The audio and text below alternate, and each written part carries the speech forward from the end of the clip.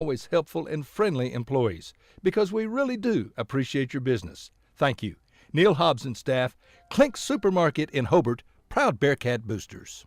Friends, if you can dream it, Michael can build it at Double Diamond Welding and Fabrication in Hobart. Come check out all the yard art, the OU and OSU items, so doggone much more at Double Diamond. Hey, do you need cattle panels, a trailer, a cattle chute, a feeder? Michael has the equipment and the know-how when it comes to welding. Metal sales by the inch or by the foot. Michael, Misty, Marshall, Micaiah, and now little Maverick Wright. The Wright family, Double Diamond Welding and Fabrication in the old Ford store in Hobart. Optometrist Dr. Amy Straub is very excited to be the owner of Altus Family Vision, located at 112 Valverde Street. You'll still find the same great staff and professional services because our focus is on you. We'll help you update your glasses and contact prescription, and we do exams for eye diseases like glaucoma and macular degeneration. You're more than just eyes to us. Make an appointment today by calling 580-482-0051. Dr. Amy Straub and Altus Family Vision. Our focus is on you. Kirk and Todd Duff and Shelley and Jolie at Power Plus Beef Genetics just east of Hobart are a fourth-generation farm and ranch family breeding Angus and A-plus cattle. Kirk and Todd are both Hobart graduates. Both are active in the community and church and a whole lot of other things. They're Bearcat fans, and they encourage you to support our youth in all their activities. Attend all the games you can. Proud to be Bearcat boosters, expecting another great year. So good luck, Bearcats and Lady Bearcats, from Kirk and Todd Duff, Duff Brothers Beef Genetics. When it comes to improving your quality of life after an injury or surgery, let our therapists at Elkview General Hospital help you. Our team provides both inpatient and outpatient services to maximize your recovery. You can count on Elkview Hospital's providers to deliver high-quality treatment with the latest techniques and state-of-the-art equipment. We're located just east of Elkview General Hospital in the North Hill Clinic building. Call them today at 726-2180. Kiowa County Farm Bureau agents Greg Holt and Janie Jackson are your neighbors, living beside you, working for you and with you. Complete insurance coverage for the automobile, farm, home, life, and personal go-the-extra-mile service is just part of the package.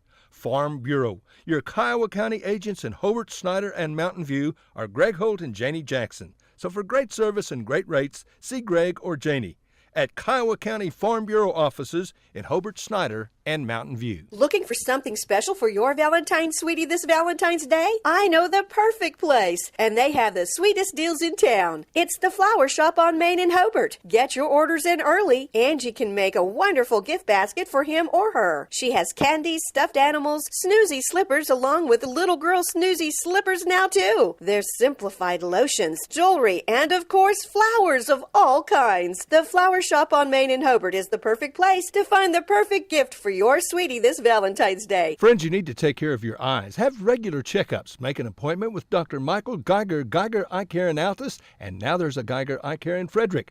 Dr. Michael Geiger and Son, Seth and Bryce, well, they're good at what they do, so get your eyes checked. Geiger Eye Care, Altus and Frederick, proud to support Southwest Oklahoma youth in sports, in the classroom, in the showroom, whatever. That's Geiger Eye Care, Altus and Frederick, Mike, Seth, and Bryce Geiger, 580-482-1756. One of the biggest basketball fans in Oklahoma is Larry Halford from Hobart. Larry coached Hobart girls basketball in the 60s, junior high, high school, all levels. And in 7 years, Larry won a lot of ball games. And for the last 45 or so years, Larry has been Hobart's #1 fan. He goes to all the games. In fact, Larry's seen over 3,000 Hobart Bearcat basketball games. He's a real fan. So go Bearcats and Lady Bearcats from the Halford family. Larry and Brad, Jim and Marty, the Halfords from Hobart. When it's Wednesday, it's sale day at the Hobart Stockyards. The Hobart Stockyards is a fine facility with good people to take good care of your cattle and work for a successful sale. Cattle are accepted all day Tuesday, and they'll feed and water them. As Rex Fleming always says,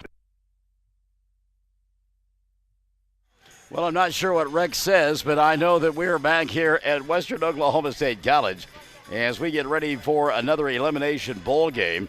This one between the Lady Cats of Hobart and the Lady Indians of Navajo. If you win, you'll come back and play tomorrow against Lady for the 5th place crown. If you lose, you can come back, but you will be a spectator here at Western Oklahoma State College. The Lady Indians surprised yesterday afternoon by Cordell as Jana Rogers slowed things down. And it was Navajo, the number 3 seed, losing to number 6 Cordell, 33-26. Meantime, the Lady Bearcats took it on the collective chin, beaten by Luther, 51-30. For Joe Knapp, it is a young basketball team that he has, and they at times experience growing pains. These are young kids that we actually used to referee their Little League ball games, and it is fun to see them as they grow up. But again, many of them are freshmen, some of them are sophomores, so it is a growing process for them indeed.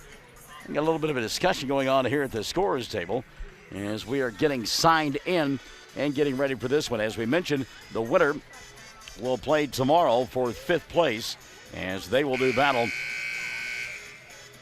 with the Lady Bison. Lady winning our first game of the day over Snyder by a final score of 65-37. 20 in the victory for Caitlin Brewster, including 18 from behind the three-point arc. So, do we have them back? Are we ready? We'll take a quick break, come back, and have your starting lineups in the opening tap here on Classic Hits 97.7. Your Farmers Insurance agent in Hobart is Jack Hogg, and Jack has over 25 years' experience. Jack believes in keeping you informed of ways to protect what's important: auto, home, life. Whatever your insurance need, he'll find the policy you need, and you can enjoy personal service. He'll not only be your agent, but your friend. Always involved in the community, proud to be a Bearcat booster. Trust a proven company, Farmers Insurance, and a proven agent. Jack Hogg at 901 South Main in Hobart, 580-726-3077. Starting 5 of the Hobart Lady Bearcats being introduced here. They'll go with Addie Hegland. She'll be joined by Lexi Tompkins, Faith Funkhauser, Lexi Smith, Kinley Smith, rather.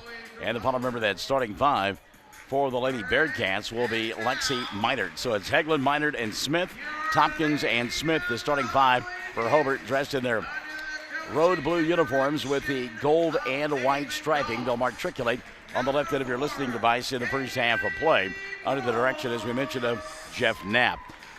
Meantime, it'll be the Lady Indians in their home white uniforms with the red numerals and the red and black trim, and they'll go with Kaylee Cross. She'll be joined by Caitlin Martinez and Gracie Brooks, Gabby Killey, and the final member of that starting 5 will be Abby Bates. So Cross, Martinez, and Brooks, Killey, and Bates out on the floor for David Doss and the Lady Indians of Navajo. Good to have you alongside here on Classic Hits 97.7. Gotten a couple of alerts you probably have as well. There is a plan to at least temporarily shut down the partial government shutdown that has been going on now for the last 5 weeks. That announcement coming up officially here in just a little bit. But again, it would appear that the event is over at least for a while, and I know that there are lots of federal workers that are delighted by that. So we're about ready to get this one underway here on Classic Hits 97.7. Cross will jump with her opposite number, and I believe that is Lexi Meinert, and it is. Hello, by the way, to Kinsey Laughlin watching in on the broadcast. And right away, we will get a scrum and another jump ball. There you go. Dylan Fox now, our videographer for game number 3, and we keep talking about this, but my goodness, jump ball after jump ball. Well, and we actually have to re-jump this because there was no possession established. So they will re-jump it. The ball on the tip just simply sat out on the floor, and now this time it will be controlled by Meinert and company. We are underway. Mackenzie Laughlin watching in on Facebook Live. Hi, Mackenzie. Good to have you alongside, kiddo. Kinley Smith here on the near side, and see if Joe Knapp tries to slow things down here this afternoon in this ball game against the Lady Indians of Navajo. Faith Funkhauser went inside, and ball going to be taken away. The pass intended for Lexi Meinert. The ball got tipped. And here comes Caitlin Martinez and Navajo with her first offensive possession. Just underway, 7:20 left. Quarter number 1. Bates on the right side. She'll go to Kelly. Back over the top to Kaylee. Cross struggled yesterday from the field. See if she can't get herself uncorked a little bit here this afternoon. Kaylee behind the arc. Going to go underneath the basket. Her pass too tall. Kelly was open on the baseline, but the pass no good, and the turnover going to give it right back now to Hobart. By the way, Addie Hegland's grandparents, they Check us out on Facebook Live, we're told, and oksports.tv. They live up there in Gate in the Oklahoma Panhandle. Tompkins now on the run out. She'll go to Hegland. Addie, shot from point-blank range, didn't go. Rebound, Killian. Cross wants to run now for Navajo. She'll go inside around Smith. Good defense by Kinley. Held her ground. Ball came free. Cross got it. She'll go up top to Killy. Gabby, little bounce pass here on the near side to Brooks. Gracie will bobble and reset now to Killy. Just underway, no score, 6:35 and running in the first period of play. Navajo with the ball. Martinez looks on the baseline. Nothing there. Comes out top now to Bates, and a reversal to Cross. Cross inside. Ball partially blocked. We'll get a reach-in foul call on the floor here. Check the whistle against the Lady Indians. Well, they called it instead on Hobart. Was it on Lexi Tompkins? Well, they called the foul on 15, and I don't have anybody on 15. Well, Faith Funkhauser, I'm sorry, it was. Okay. Funkhauser with the foul. That'll be the first on Faith, and number 1 on Hobart. So the Lady Indians will get it back. Kaylee Cross, right side, give it up the dribble, needs some help. Martinez will give it to her. Now off the bounce, here comes Caitlin. Left side, Gabby Killy. Killy, baseball pass over the top, caught by Cross. Good close out there by Kinley Smith. Now Martinez going to go inside, fall down, ball rolls out of bounds. They said it was last touched by Lexi Minert. 6:01 left in quarter number 1. David Doss working the officials a little bit. Thought maybe on that foul a moment ago he should have been shooting free throws. 3-ball dialed up here. Martinez shot no good. Rebound loose and taken away by Kinley Smith. Smith now picked up in the backcourt. Ball in no man's land. Good job by Addie to go get it, and Hegland will bring it across the timeline. Addie comes here on the near side to Kinley. Smith back to Hegland. 5:35 and running in the first period of play. We've got no score. Ball knocked out of bounds. Last touch by Martinez. And Caitlin will play defense out in front of us. Kinley Smith the inbound. She'll go to Hegland. 5:30 left in the first period of play. Addie back to Kinley. At the right hash mark, Smith back to Hegland. Again, he'll spread the floor, Will Hobart. Faith Funkhauser on the left wing, asking for the ball. Tompkins up top. Underneath, Minert. Hegland stops at the top of the arc. And again, we saw this yesterday with Cordell. They slowed the game down and able to pick up a victory over Navajo. And if you're the Hobart Brain Trust, why not do the same thing? It worked for Cordell yesterday. See if you can't make it work for yourself as well. Hegland, nice little spin move there. Got the ball to Smith. Now Faith over the top. Funkhauser, baseball pass. 4:50 left here in the first quarter of play. And we've got no score. Just a game of chase for the second day in a row for Navajo. And got to be frustrated for the Lady Indians. They were frustrated yesterday, no doubt about it, in that bowl game against Cordell. And they scored only in the 20s. And this one is on pace to have them do the same thing. Kinley Smith. And again, just allowing Hobart to play catch behind the arc. Caitlin Martinez going to come out a little bit further now and force the action. Hegland with a catch. She'll go around Bates, leaves it. Left side, 3-ball on the way, and the shot won't go down for Funkhauser. Ball out of bounds, and it'll be Navajo basketball. Well, Joe Knapp, even though the shot was no good, he did not mind that sequence there because, well, it took a ton of time off the clock. 4:14 and running in the first period of play. Caitlin Martinez going to walk it across the timeline. By the way, you heard me talk a moment ago about my videographer, and of course would be Dylan Fox. He and Tanner will have the next ball game for you, as yours truly will take a break. I think Mama Bear is on her way to probably keep the score and run the camera too. Pass inside, tip free. Kinley Smith going to come away with it, and good defense on the interior that time. Turned in by Hobart. Lady Bearcats and Lady Indians, no score, 3:40 left, first quarter of play. Funkhauser over the top to Kinley. Smith for 3, got it to go. Kinley Smith. And that was a big league 3 there. That was from behind the college arc. So with 3:25 left in the first quarter of play, the first basket of the game made by Hobart. Navajo trying to answer. That's Cross for 3. Shot won't go. And the rebound, Lexi Tompkins. Tompkins will hand it off now to Addie, and Hegland will walk it across the timeline. Her club on top, 3:10 left, period number 1. Kinley Smith in the corner to Faith Funkhauser. Now on the baseline, they'll go to Tompkins and had it taken away by Kaylee Cross, good defense by Cross. Here comes Martinez back the other way. Martinez between a couple of defenders, going to put up the shot. Wouldn't roll in, but she's fouled. Will go to the line to shoot too. Check the foul on Hobart, and it'll be their second team foul. And individually, I believe they've got it on Faith Funkhauser. They do.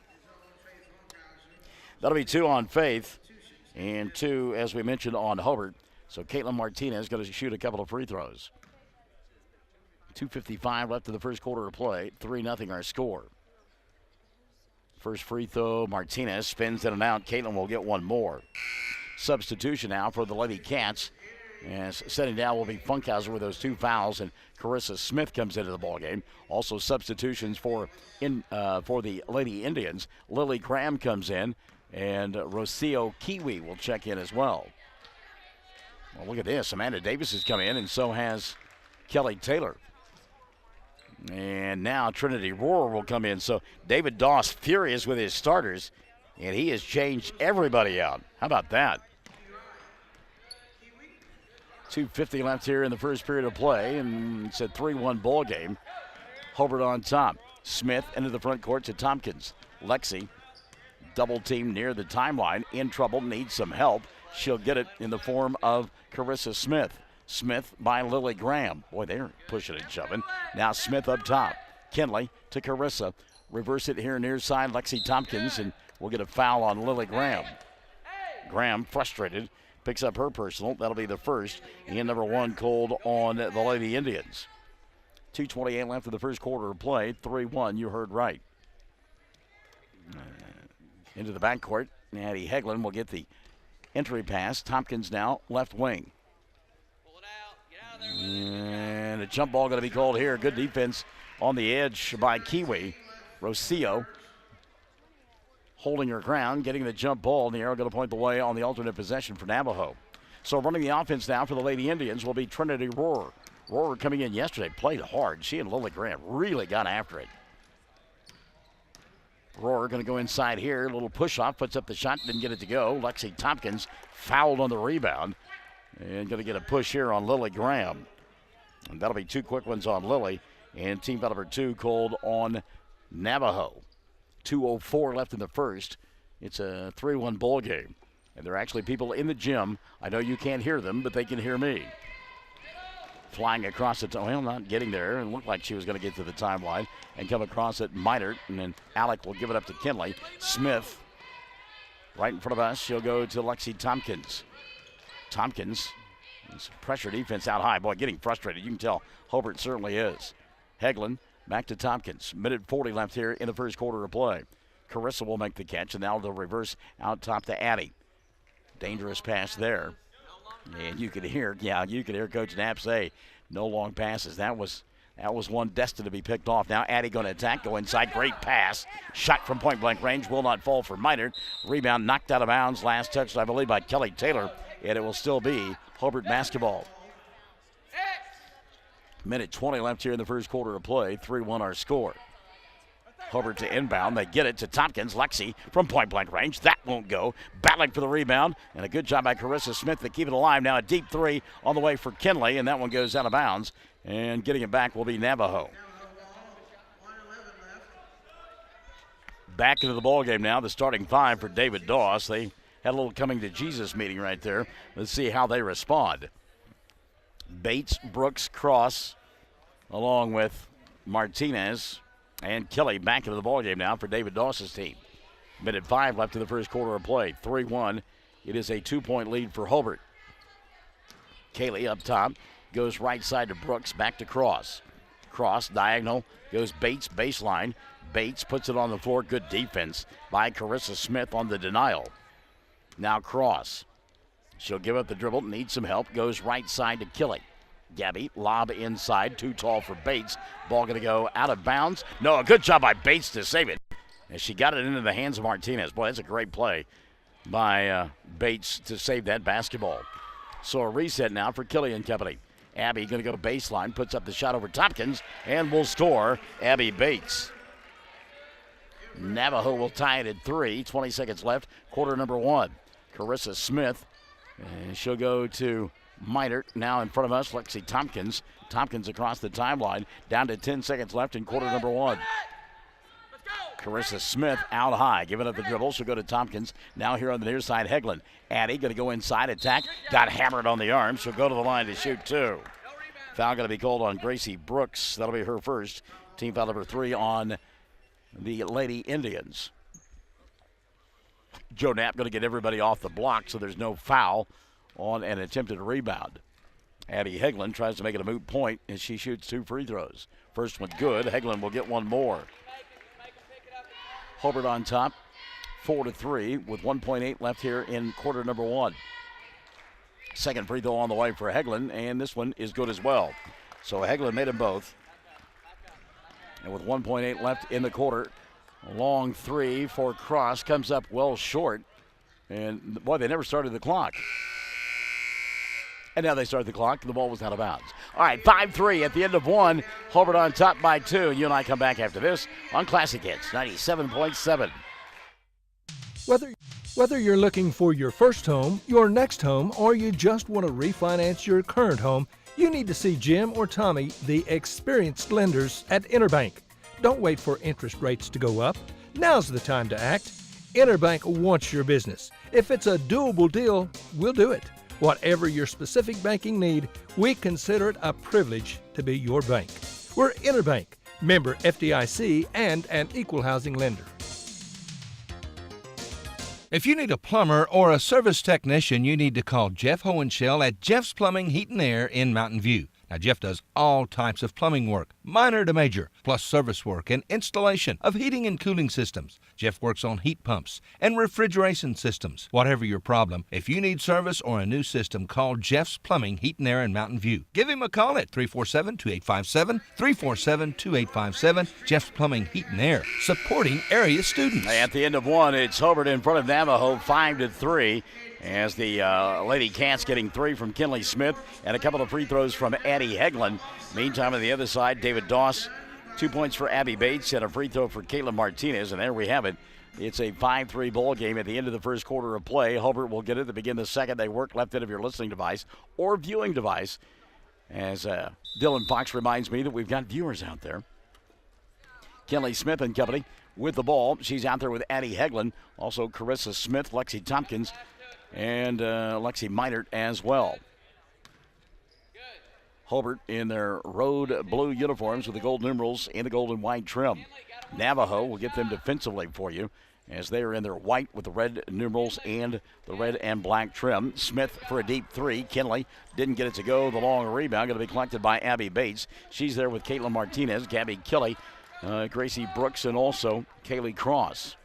Navajo home white uniforms. 7:20 left in the first half of play. Cross open left side. 3 on the way. Got it. Kaylee Cross. Well, I'll tell you what, if Cross gets wound up, look out. She's given her club their first lead of the ball game, 6-5.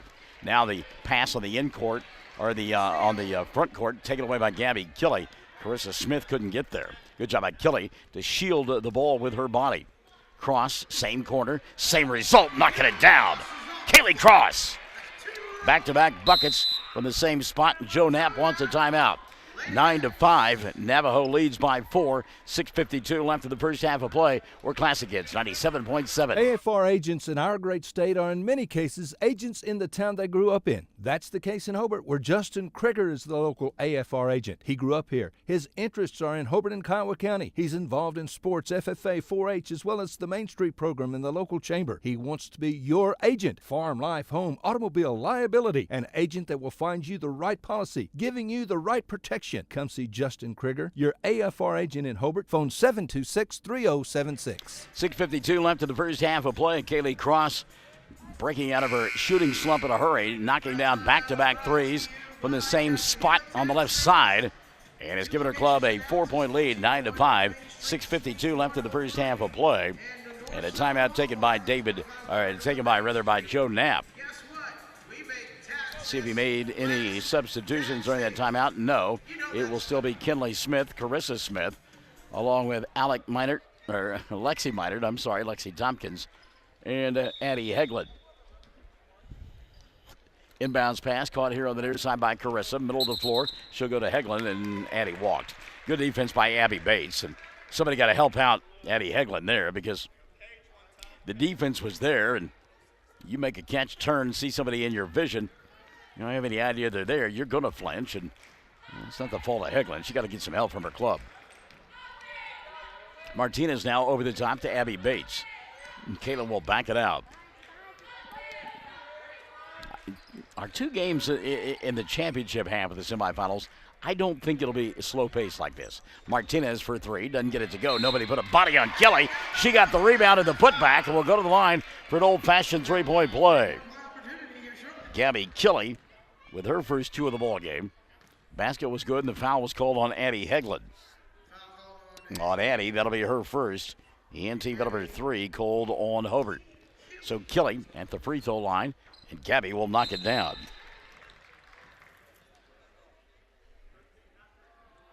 Oh, and now they've changed the foul.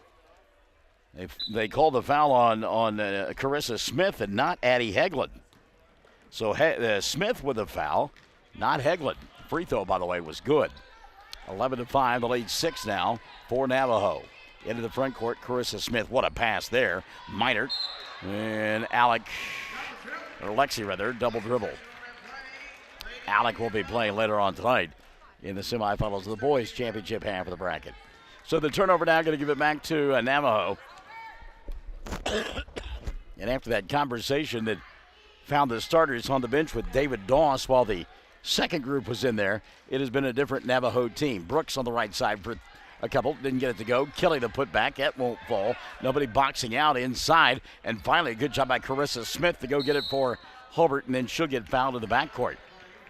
And they've called it on Caitlin Martinez. That'll be her first, and team foul number 4 called on Navajo. Heaven King comes in, setting down, will be Minert, Lexi, that is, for the Lady Bearcats. Right in front of us, Tompkins with the catch. She'll go by Kelly. Lexi, dribble, drive, inside. Heglin, pass through her hands, out of bounds. And I'm not so sure that Lexi Tompkins shouldn't just go all the way to the cup right there. All right, she's got an open path to the basket, and nobody picking her up. As it is, the turnover now going to give it back to Caitlin Martinez and company. And they lead 12-5 with 5:35 left in the first half of play. Bates off the dribble penetration. She'll put up the shot. Good defense by King. As the ball came up short, went out of bounds, but it was touched by Hobart apparently. It'll be Navajo basketball. 12-5 lead for the Lady Indians. Skip pass over the top. Good defense there by Heglin. She'll poke it free and picked up by Hobart. On the run, Tompkins, Lexi, dribble, drive. This time she does go to the basket, gets the foul, and will go to the line to shoot too. I like that. Lexi Tompkins attacking the glass. Foul called on David Doss's Gracie Brooks. That'll be her second. And team number 5 called on the Lady Indians. So at the free throw line to shoot too, Lexi Tompkins. First one on the way. Tompkins got it to go. Lexi will have one more. Whenever I see Lexi shoot free throws, as Amanda Davis going to come back into the ballgame now, Brooks will sit down with those 2 fouls. I always think of the Muppets song, "Why Are There So Many Songs About Rainbows?" because she shoots it so high. Second free throw on the way for Tompkins is good. Kermit the Frog, by the way, made an appearance this morning on Michael in the Morning, Monday through Friday morning, 6 to 9, Classic Hits 97.7. Shameless free plug number 1 of the day. 12-7 ball game. As it's a 5-point lead for the Lady Indians. Kelly between the 2 circles. She'll go to cross. Kaylee sets, fires 3. That one off the front of the iron, doesn't go. Kenley Smith with a rebound. Smith wants to run, does. Down the far sideline, giving chase is Kelly and company. She'll kick it back out top, and a reset now for Carissa Smith. Tompkins going to fire a 3. Shot doesn't count. Oh, what is this all about? David Doss says good call. And Lexi Tompkins now going to come here on the near side. And apparently she's got a little blood going on, a little tiny bloody nose. And so she'll have to sit down, and coming back into the ballgame, Faith Funkhauser. Earlier today, and I'm still looking for the blood there. Is Lexi wiping on her nose? But earlier today, we didn't have a player for Snyder take one to the chops. Victoria Mariquin, and she was bleeding. It was obvious. There wasn't any doubt about that. Thing that makes that tough is Lexi hits the three. It doesn't count, and she's got to sit down. We could hear Joe Knapp after the call was made. He just kind of said, "Are you kidding me?" And it's just been that kind of year for the Hobart Lady Bearcats. They trail here 12-7, 4:45 left in the first half of play. As we mentioned, Faith Funkhauser now back into the ballgame for Hobart. Addie Heglin comes here on the near side, leaves it for Kinley. Smith had the three, won't take it, back to Addie. She'll dribble, drive, and they're going to call her for a travel. Yeah, looked like she put the ball on the floor before she shuffled the feet. Lexi Tompkins will come back in. They got the nose situation cleared up, and Funkhauser will sit down. Wow. Well, Dan Patrick used to be on ESPN, and he'd do a Sunday night Sports Center show with Keith Oberman, and he would talk about how quiet it was. It was as quiet as a church mouse. It's kind of how it is here. Three ball all the way for Cross, no good. Ball batted around, knocked out of bounds. And we're going to get a foul here. Faith Funkhauser will check back in. And we will get a personal foul called on Hobart's Heaven King. That'll be the first on Heaven. And team foul number 4 called on the Lady Cats. So Amanda Davis will go to the free throw line. She'll shoot 2. And Funkhauser will check in after the first of the 2. Free throw for Amanda does not roll in. Davis will get one more. Funkhauser in, and Carissa Smith will set down now for Hobart. 12-7 ball game. Second free throw, Davis goes in. Amanda, 1 of 2.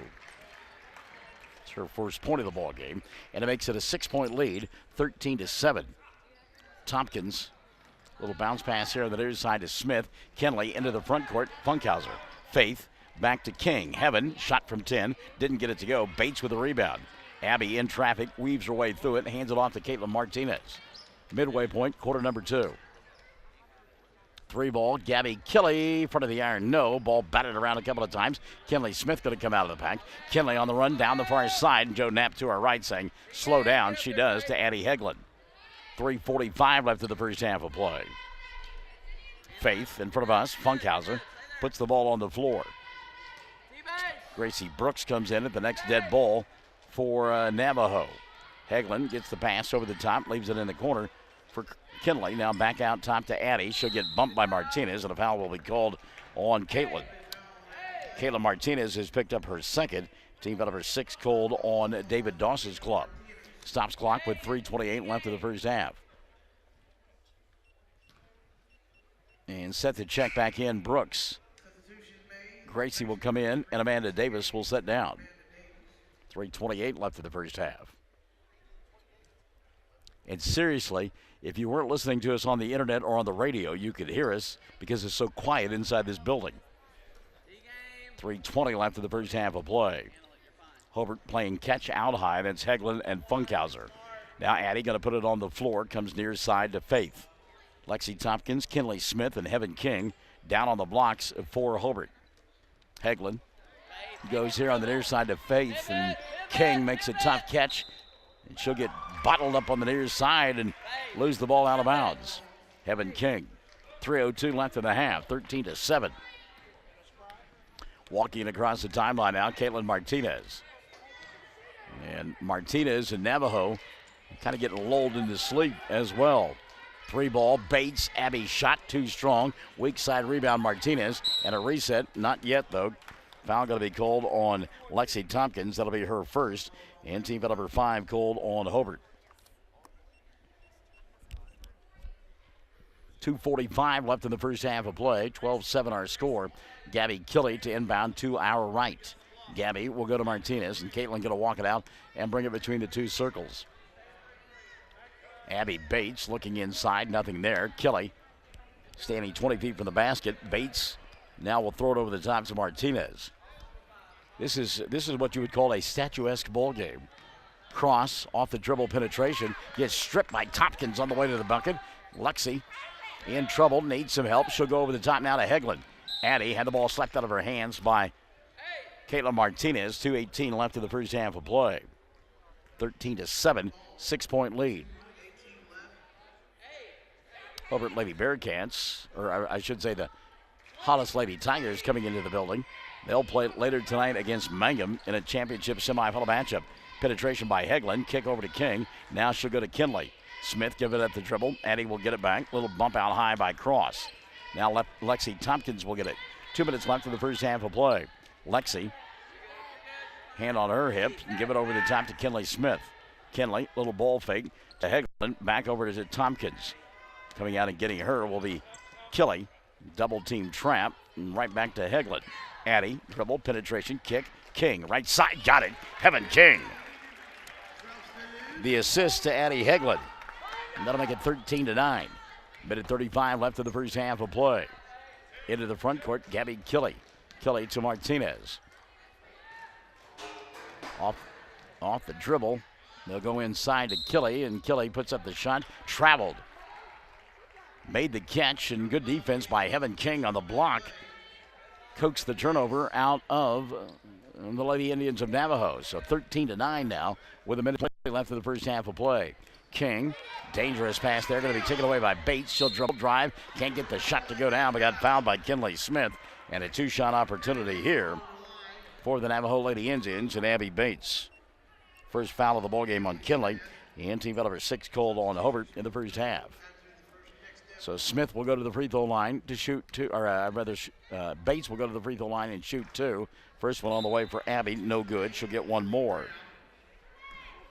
Martinez will set down, and Lily Graham will come back in now for the Lady Indians. Minute 14 left in the half. Second one on the way, no good. King tries to keep the rebound alive, gets it to Funkhauser, and a good effort that time by Hobart on that loose basketball. Kinley Smith now run out on the other end. Her shot comes up short. Rebound out high. Funkhauser there to get it. And with a minute left, Lady Bearcats will get it back. Down by 4, 13-9. Good job of getting to the 50-50 ball that time by the Lady Cats. Tompkins give it up the dribble. She'll come out near the timeline to Kinley. Smith back now to Tompkins. Diagonal pass, Hegland. Addie, deep three on the way. Front of the iron, didn't get it to go. And the rebound taken away by Lily Graham. Navajo will get it back up by 4. Good look that time by Hegland. Just couldn't get the ball to go in. Down to 30 seconds left in the first half of play. Kaylee Cross, who hit a couple of threes, out high. She'll go to Graham. Lily gets a screen, fires a three, doesn't get it to go. Hegland gets the long rebound. Hegland out in front. Graham giving chase. Addie with a shot, doesn't get it to go, but a foul going to be called on Lily Graham. That'll be 3 on Graham in the first half. Team foul number 7 on David Doss's club. So Hegland will go to the line to shoot 2. Good job by Addie on the run out. 13-9, 4-point ball game. 2 for Hegland here. Misses the first, she'll get one more. Addie had been 2 of 2 from the line. 4 of 5 from the free throw line in the first half is Hobart. Trinity Rohrer has come into the contest now for Navajo. Kelly Taylor will check in as well if Hegland makes the free throw, and she does. That'll make it 13-10, 21.1 left in the first half of play. Kelly will sit down, and as we mentioned, Taylor going to come into the ballgame. 3-point ball game, 13-10. Inbounds pass, caught on the near side by Trinity Rohrer. Down to 10 seconds left in the first half of play. Trinity giving up the dribble. She go inside to Cross. That ball may have been partially blocked. And getting the loose basketball and getting fouled will be Kinley Smith. And Smith will get a chance to shoot 1-1 with 6.5 left in the first half of play. See who they call the foul on. And the official says it's on Trinity Rohrer. That's her first. Team foul number 8 called on David Doss's team. And so now to the free throw line, Kinley Smith. Smith to shoot 1-1. Nobody on the blocks for Hobart as Joe Knapp doesn't want to risk a foul. Free throw no good. Navajo with the rebound, trying to beat the clock. Kelly Taylor to Kaylee. And for 3 at the buzzer. Comes off the front of the iron. Cross had a good look, but Kaylee couldn't get it to go down. We have played 16 minutes. 13 on the board for Navajo. 10 for Hobart.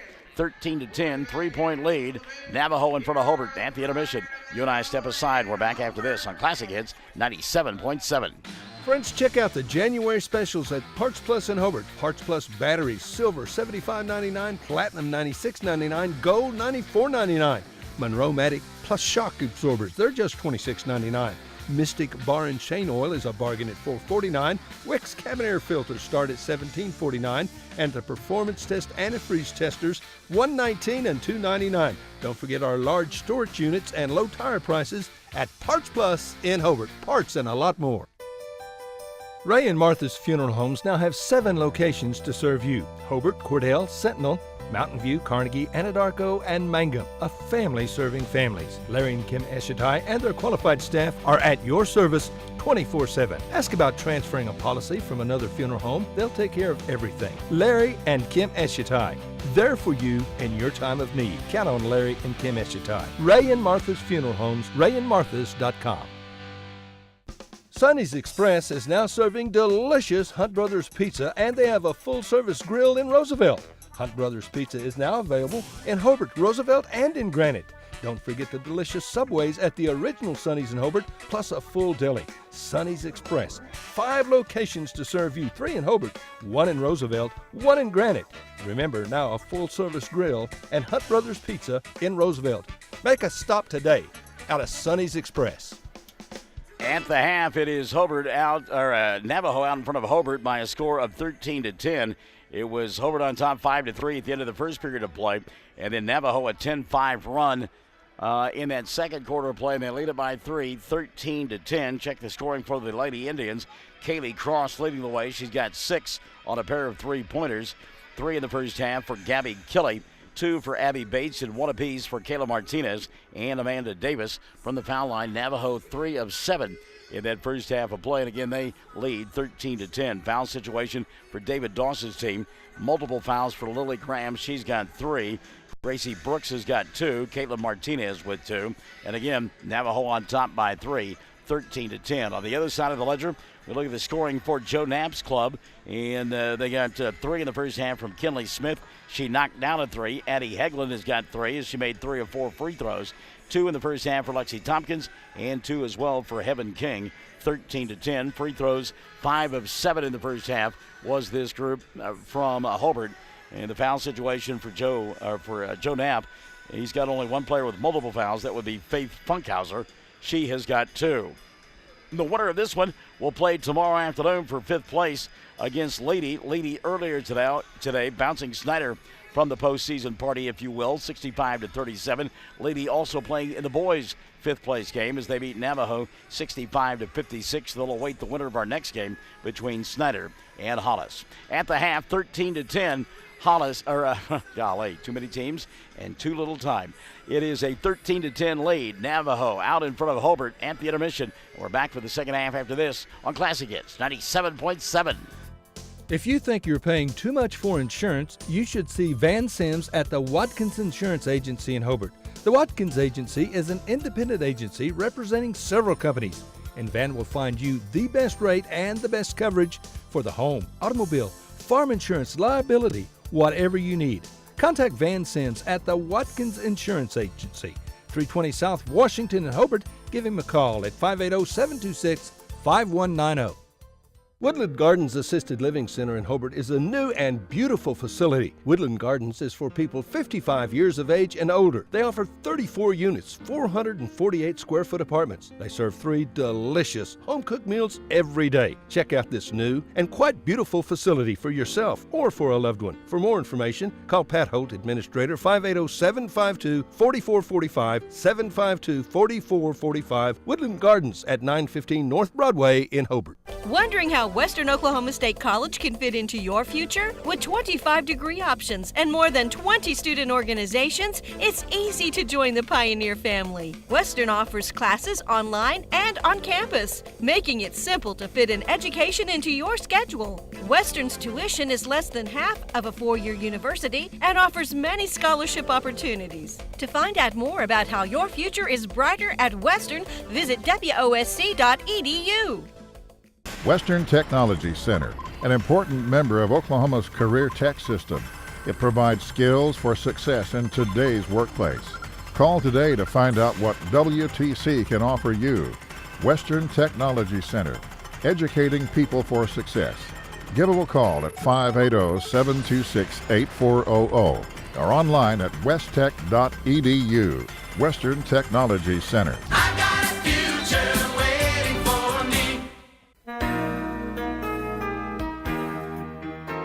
It takes a solid foundation to build a solid business, and nobody understands that better than Frazier Bank. In fact, we have been helping businesses for years, offering startup capital, money for equipment, or money to expand. Talk to one of our loan officers today and start building your business tomorrow. Frazier Bank, member FDIC, and an equal housing lender.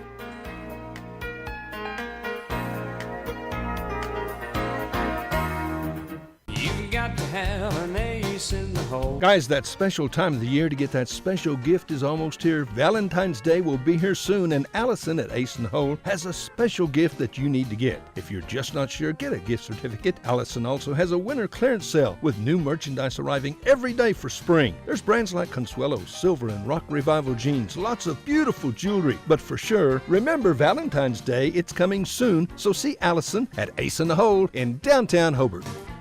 The foundation of success for any business is a strong sense of community. At Bank First, our roots run deep in Oklahoma. In fact, we're in more than 50 communities statewide. We're proud to be your next-door neighbors and your friends. Whether you have basic checking, cash management, or investment needs, Bank First can provide quality financial products for your business to prosper. Let us be your business partner. You'll find our people make a world of difference. Bank First, loyal to Oklahoma, loyal to you. Member FDIC. Barbara and Larry Stewart at Barbara's House of Beauty in Hobart are longtime Hobart Bearcat and Lady Bearcat boosters, proud once again to help with the radio broadcasts. Folks, when you need your hair cut, fixed, colored, tell Barbara the color, the cut, the style you want, and friends, she will do it. Barbara's been a beautician for a bunch of years, and she's really good. Call for an appointment, 726-3532. Barbara's at 800 South Broadway in Hobart. And go Bearcats. Good luck from Barbara and Larry Stewart. Barbara's House of Beauty in Hobart. James and Betty Chaplin have been a part of Hobart for a long time. As a matter of fact, for over 40 years. They are proud to live here, proud to do their part in supporting our youth in all their activities. James and Betty have 4 granddaughters in the Hobart schools. They wish our youth success in activities like sports, academics, band, show ring. Whatever they're doing, do your best, because James and Betty are proud of you, proud to be Bearcat boosters. That's James and Betty Chaplin and family saying, go Bearcats. Second half set to get underway here on Classic Hits 97.7. My videographer, Dylan, has made his way into the hospitality room, and they are serving up Whataburger. Is that a chicken sandwich you got there? Man, I'll tell you what, you're a dog, man. That's all right. Dylan got the next ball game with his brother. He and Tanner. You can bet your bottom dollar I'll be headed that way.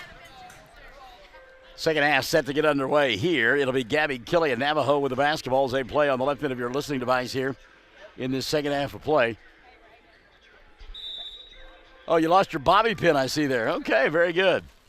Kayla Martinez getting the start in the second half. Gabby Kelly along with Kaylee Cross, Abby Bates, and Gracie Brooks for David Doss in their home white uniforms, red numerals, red and black trim, and Bates nearly lost the ball out of bounds. Tompkins comes up with a steal.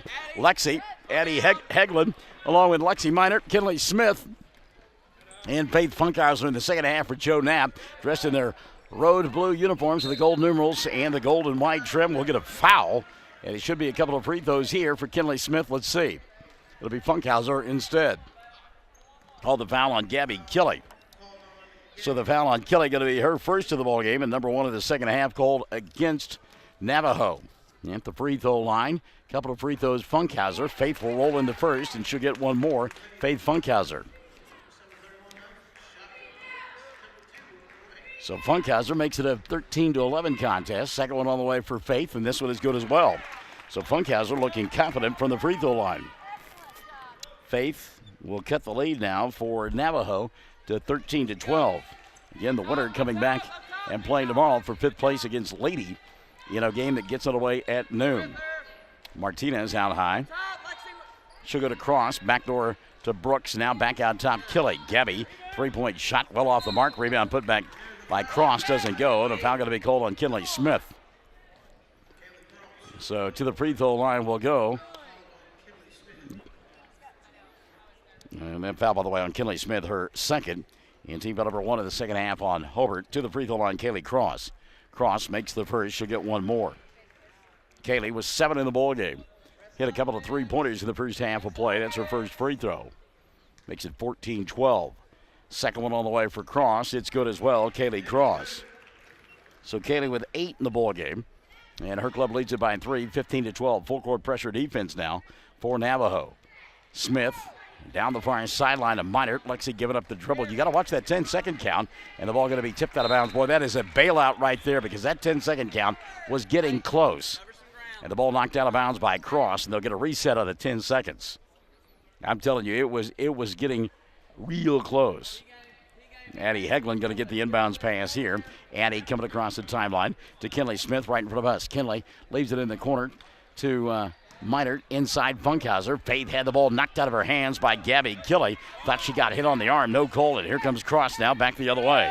Cross, skip pass over the top, taken away by Lexi Tompkins. And a great job by Lexi. Slowing it down will be Lexi Tompkins. So good defense by Hobart and Navajo in successive possessions. And now better defense by the Lady Indians as Caitlin Martinez and Kaylee Cross on the double team trap. And Hegland will walk at a timeout going to be taken by Joe Knapp.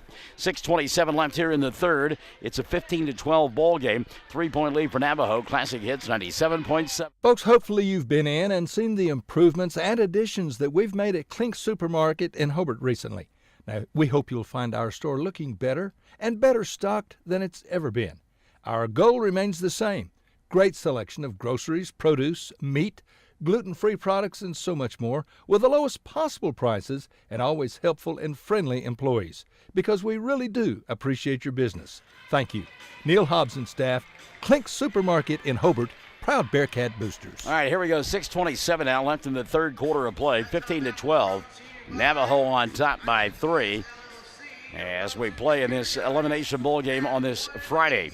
One more elimination bowl game coming up. That will be on the boys' side, as it will be Snyder and Hollis in that elimination bowl game. The winner advancing to take on Lady tomorrow.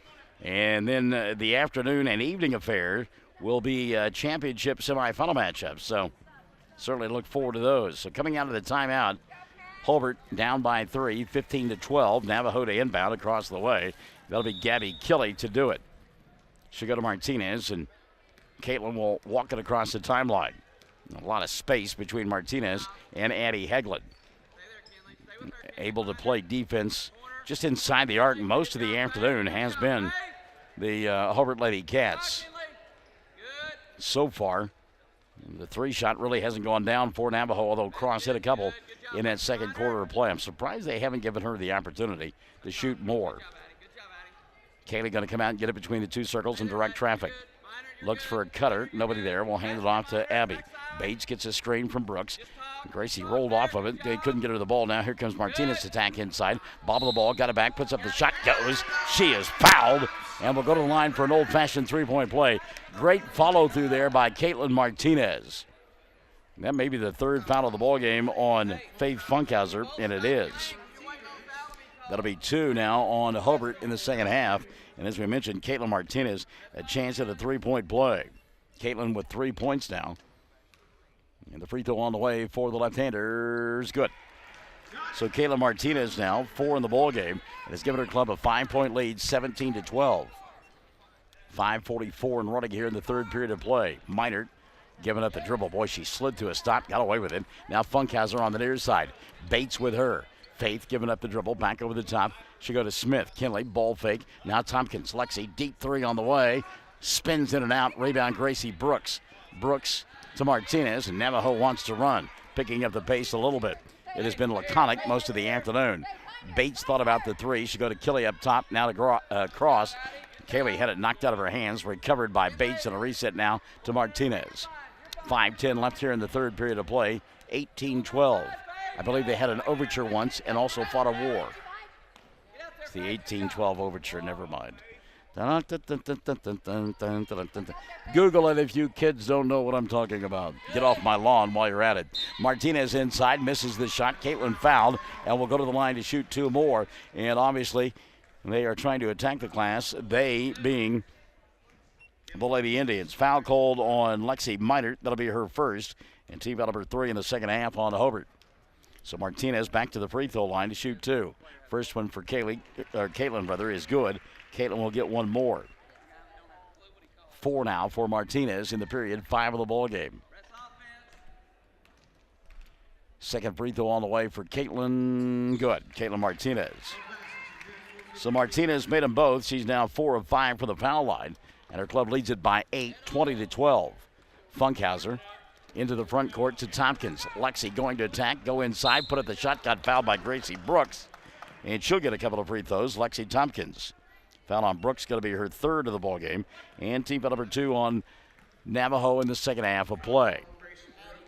So Tompkins to the free throw line. Lexi, 2 points, made a couple of free throws in period number 2. Shoots 2 here. First one, Lexi got it. Tompkins will shoot 1 more, and I promise no more Kermit the Frog singing.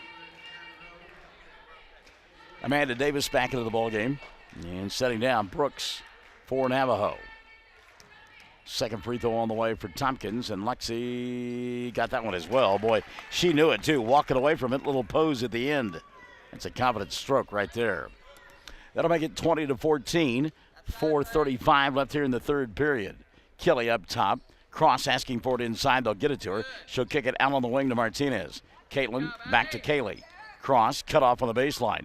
Double team finds Martinez between the 2 circles. Little bounce pass near side. Bates fakes the 3. Tries to get around Kinley Smith. Does to Amanda Davis. Shot up. Does not go. And the rebound going to be recovered by Hobart. Good job that time by the Lady Cats. Here comes Eddie Hegland into the front court. Kicks right side. Kinley Smith. Smith reverses to Tompkins. Midway point, quarter number 3. 20-14, 6-point lead for the Lady Indians of Navajo.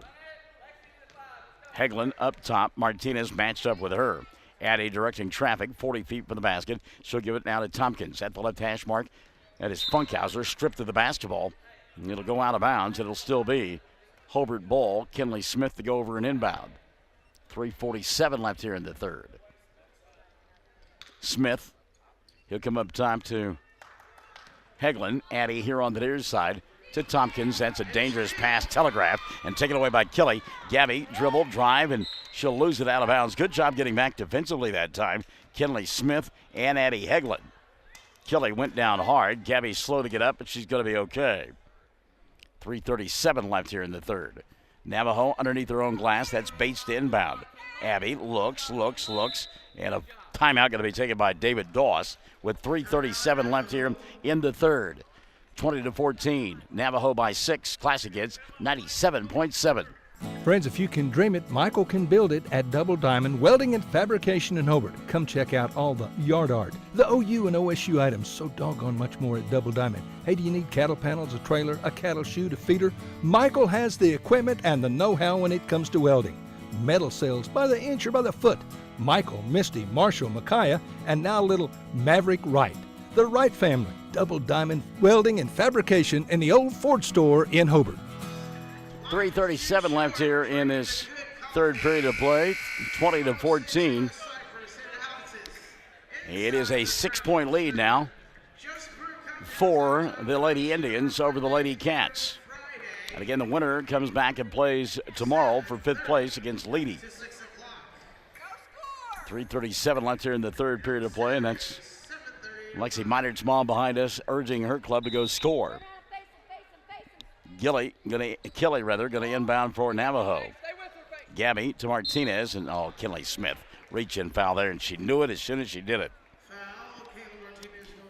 So Kinley Smith picks up her 3rd now of the ball game. Yeah, that'll be number 4 on Hobart in the second half. So Martinez to the foul line.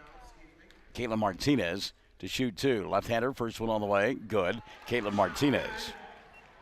So Martinez missed her first free throw. She's knocked down 5 in a row since. Got a field goal to go on along with it, and that equals 7. And now the second one on the way gives her 8. Amanda Davis sitting down, and Gracie Brooks back into the ballgame now for David Doss's club. They lead by 8, 22-14. Meinert, middle of the floor. She'll go to Tompkins. Lexi, not picked up by anybody. Ball bobbled, got it back. Should have been a travel. Kinley Smith will get it here on the near side. Bounce pass now to Addie Hegland. Hegland up top to Tompkins at the left hash mark. Baseball pass over the top. Smith Kinley going to go back now to Addie. Dribble, drive, gets a screen, puts up the shot. Came up short, and the rebound taken away by Kaylee Cross. Cross now going to come back the other way. 3:05 left here in the third, and you can hear the brain trust for Hobart to our right, urging their club not to foul. Kelly with a diagonal pass over the top. She'll go inside, throw it up with the right hand. Shot doesn't go. Rebound put back, will not fall for Gracie Brooks, but she is fouled and will go to the line to shoot two.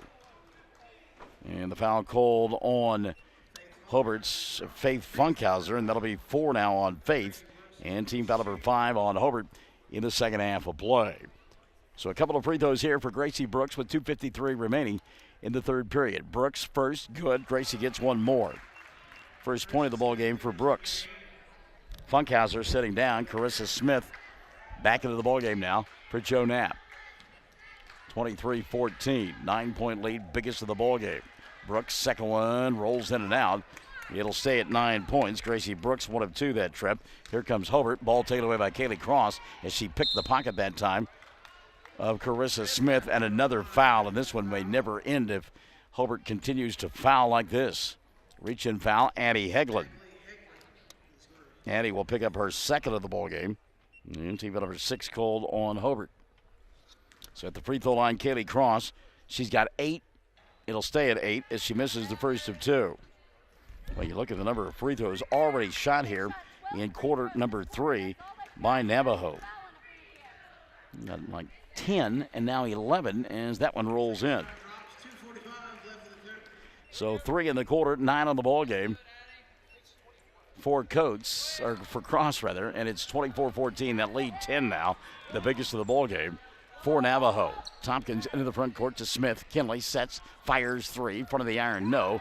Rebound, Caitlin Martinez. She wants to run and has numbers. Martinez into the front court. Dribble, drive around Smith, puts it up, doesn't go. And another foul going to be called on Hobart. Wow. 2:30 left here in the third. And it's going to be on Carissa Smith. Carissa was having a conversation with the official. He just had a big smile on his face. 7 now on Hobart in the second half. And on Carissa, that will be her first. The first free throw up and in for Caitlin Martinez. Martinez will get one more. The lead now 11 for Navajo. Second one on the way. That one no good. Blocking out Tompkins. And she'll get the rebound. 25-14 down the far sideline. That is Funkhauser. Boy, good catch by Hegland at the timeline. That was headed for backcourt time. Inside, there's Minert. She can't get the shot to go down, but we'll get a foul now on Navajo. They call this one on Gabby Kelly. That'll be the second on Kelly. And team foul number 3 called on David Doss's team in the second half. Lexi Minert to the free throw line. Minert, no points in the period, no points on the ball game until now. That one rolls in for Lexi. We talk about the free throws shot by Navajo in this third quarter. Hobart's got 5 points. All have come from the free throw line. Second one on the way. This one no good. Rebound tip, tapped. Cross tries to save, does. Good job that time by Kaylee. Into the front court, Martinez. She'll come near side Bates. 2 minutes left here in the third period of play. Cross, shot doesn't go. Got her own rebound. That won't fall. Kelly out to Martinez from 15. Caitlin shot front of the iron, doesn't go. Battle for the rebound. Tompkins will get it. She'll get grabbed by Caitlin Martinez, and that'll be 3 on Caitlin. And team foul number 4 called on Hobart, or Navajo rather. Substitutions now. Megley Talley will come into the ball game. Kinley Smith setting down. Also checking into the contest now for the Lady Cats will be Catherine Rudkins. Minute 45 left in the third period of play. Hegland into the front court. She'll go to Rudkins. Now back out top to Addie. 25-15. The lead 10 for Navajo. Hobart with the basketball. Out high, Addie Hegland. Martinez going to come out and pick her up. She'll go to Lexi Tompkins. Tompkins here on the near side to Rudkins. Rudkins over the top, Lexi. Had the 3, won't take it. Reset Hegland. Addie off the bounce between a couple of defenders. Back to Tompkins. Minute 15 left here in this third period of play. Tompkins looking for some movement inside. Nobody there. Gives it up to Hegland. Addie here on the near side to Catherine Rudkins. Rudkins inside Tompkins from 10. Halfway down, spun out and came back in. Good shooter's touch there for Lexi Tompkins. First field goal of the ball game for Tompkins. She's got 6, 25-17. 50 seconds left in the third period of play. It's an 8-point lead for Navajo. We'll get a couple of substitutions at the next dead ball. Bates inside with a force. Couldn't get the shot to go down. Brooks the putback. It goes. She got shoved. Count the bucket and the foul. Gracie Brooks. Check the foul here. And they have called it on Catherine Rudkins. That'll be the first on Rudkins. And team foul number 8 on Hobart. As Lily Graham and Trinity Rohrer come back into the ballgame now for David Doss's club. A lead by 10, 27-17. Gracie Brooks, free throw opportunity, and a three-point play is good. Amanda Davis back in, also checking in Rocio Kiwi. And off the bench will come Kelly Taylor. 41.7 left here in the third period of play, and the lead has grown now to 28-17, that 11-point differential, the biggest of the afternoon for the Lady Indians. Rudkins in front of us. She'll come into the front court now. Megley Talley with the catch. Back up top to Addie Hegland. Tompkins thought about the three. Reset now with 20 seconds left here in the third period of play. 28-17. Hobart trailing. They have the ball right into your listening and or viewing device. Hegland being chased all over the floor by Trinity Rohrer. Now we're down to 8 seconds left in the third quarter. Rudkins in the corner, down to 5. Rudkins to 3. She'll go to Tompkins as time expires. Shot won't go, and the period will come to an end. 28-17. It's an 11-point lead for Navajo over Hobart on Classic Hits 97.7. Optometrist Dr. Amy Straub is very excited to be the owner of Altus Family Vision, located at 112 Valverde Street. You'll still find the same great staff and professional services because our focus is on you. We'll help you update your glasses and contact prescription, and we do exams for eye diseases like glaucoma and macular degeneration. You're more than just eyes to us. Make an appointment today by calling 580-482-0051. Dr. Amy Straub and Altus Family Vision. Our focus is on you. Kirk and Todd Duff and Shelley and Jolie at Power Plus Beef Genetics just east of Hobart are a fourth-generation farm and ranch family breeding Angus and A-plus cattle. Kirk and Todd are both Hobart graduates. Both are active in the community and church and a whole lot of other things. They're Bearcat fans, and they encourage you to support our youth in all their activities. Attend all the games you can. Proud to be Bearcat boosters, expecting another great year. So good luck, Bearcats and Lady Bearcats. From Kirk and Todd Duff, Duff Brothers Beef Genetics. All right, get ready for the fourth quarter of play here. And in that third period for the Hobart Lady Bearcats, they only got one field goal. Scored 7 points in the period and only one field goal, as we mentioned. So that slowdown working from the standpoint of keeping the score low. But now Joe Knapp's team has found themselves behind the 8 ball as they trail here. 28-17 going to the fourth quarter of play. They hand the basketball. That's Lexi Tompkins with it in her hand. She's out there with Lexi Minert, Addie Hegland, Catherine Rudkins, and Megley Talley. Hobart in their road blue uniforms with the gold numerals and the gold and white trim. 28-17, they trail. One thing that the Lady Cats have done well here today is shoot free throws. They are 10 of 13. And that's a travel. Rudkins got airborne. Turned it over. Abby Bates, Kaylee Cross, Caitlin Martinez, Gabby Kelly, and Gracie Brooks out on the floor now for Navajo. Home white uniforms, red numerals, red and black trim. Kelly Smith comes into the next dead ball, and as the shot put up short by Bates, rebounded though by Kelly. 3 ball, right side, won't go for Cross. Long rebound, Caitlin Martinez. Martinez now going to reset it for the Lady Indians. Minute gone by here in the fourth. And now David Doss's team content to pull it out and run a little clock of their own. Gracie Brooks here on the near side. She'll go up top to Cross. Kaylee Backdoor opportunity there. Didn't get her the ball, but it's Bates going to attack the glass. Shot won't go. Brooks with a rebound, and she traveled. Kinley Smith going to come into the ball game, and setting down for the Lady Cats will be Catherine Rudkins. So Hobart will get it back. 6:40 left in the ball game. They trail 28-17, down by 11. They scored 5 in the first, 5 in the second, 7 in the third. Got to get double digits here and hold Navajo down. Tally with a alley-oop, and the alley was there, but the oop wasn't. Tompkins didn't make the catch. Ball goes out of bounds. I think some thought that may have been a shot, but it looked like maybe more of a pass over the top. So here comes Caitlin Martinez and company. 6:15 left of the ball game. They lead 28-17. Martinez had a three, won't take it. Bates, and we'll get a push called on Megley Tally. So the foul on Tally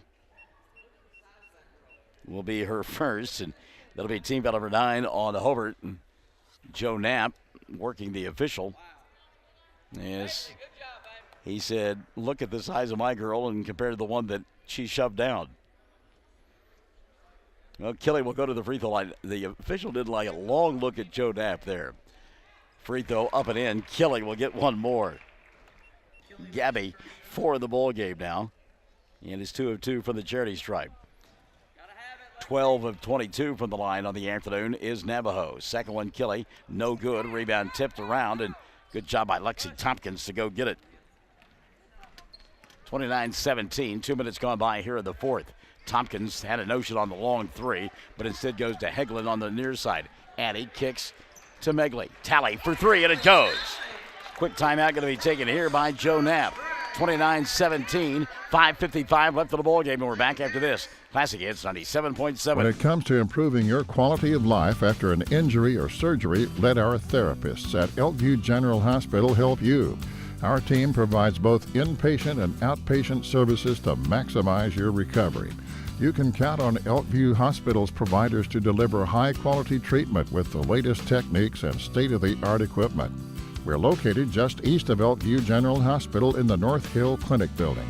Call them today at 726-2180. Kiowa County Farm Bureau agents Greg Holt and Janie Jackson are your neighbors, living beside you, working for you and with you. Complete insurance coverage for the automobile, farm, home, life, and personal go-the-extra-mile service is just part of the package. Farm Bureau. Your Kiowa County agents in Hobart, Snyder, and Mountain View are Greg Holt and Janie Jackson. So for great service and great rates, see Greg or Janie at Kiowa County Farm Bureau offices in Hobart, Snyder, and Mountain View. 5:50 left of the ball game. It's a 29-20 contest. Navajo in front of Hobart. Gabby Kelly to Caitlin Martinez. Martinez back to cross. Kaylee, couple of threes. Won't take one here. 9 team fouls in this second half called against Hobart. There's a three by Bates. Doesn't get it to go. Megley Tally with the rebound. Tally with the run out. And she'll slow things down now. Gets stripped by Martinez. And Caitlin all by herself out front with the left hand. She misses the shot. Bates with the rebound. And another opportunity for Navajo. Wow. 5:15 left of the ball game. Martinez back inside. Shot doesn't go. Put back Bates. That won't fall. Fade Funkhauser, or check that, Lexi Minert with the rebound. Minert in trouble. She'll go to Kinley Smith. Smith now to Tally, or that's Addie Heglin instead.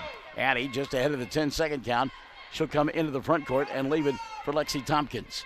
4:55 left of the ball game. Kinley kicks to Tally. Line drive 3. Shot won't go. Rebound tipped around and finally going to be collected by Kinley Smith. Her shot won't go. Kaylee Cross had it, lost it, and finally comes away with it. Good hands that time by Cross, staying right with it.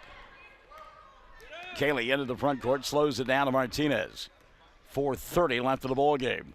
29-20. Martinez. Something wrong with Gabby Kelly. Well, she bent over at the waist. 3 ball here, comes up short for Cross. Rebound collected by Bates. Kelly underneath, puts it off the glass and scores, and that will make you feel better.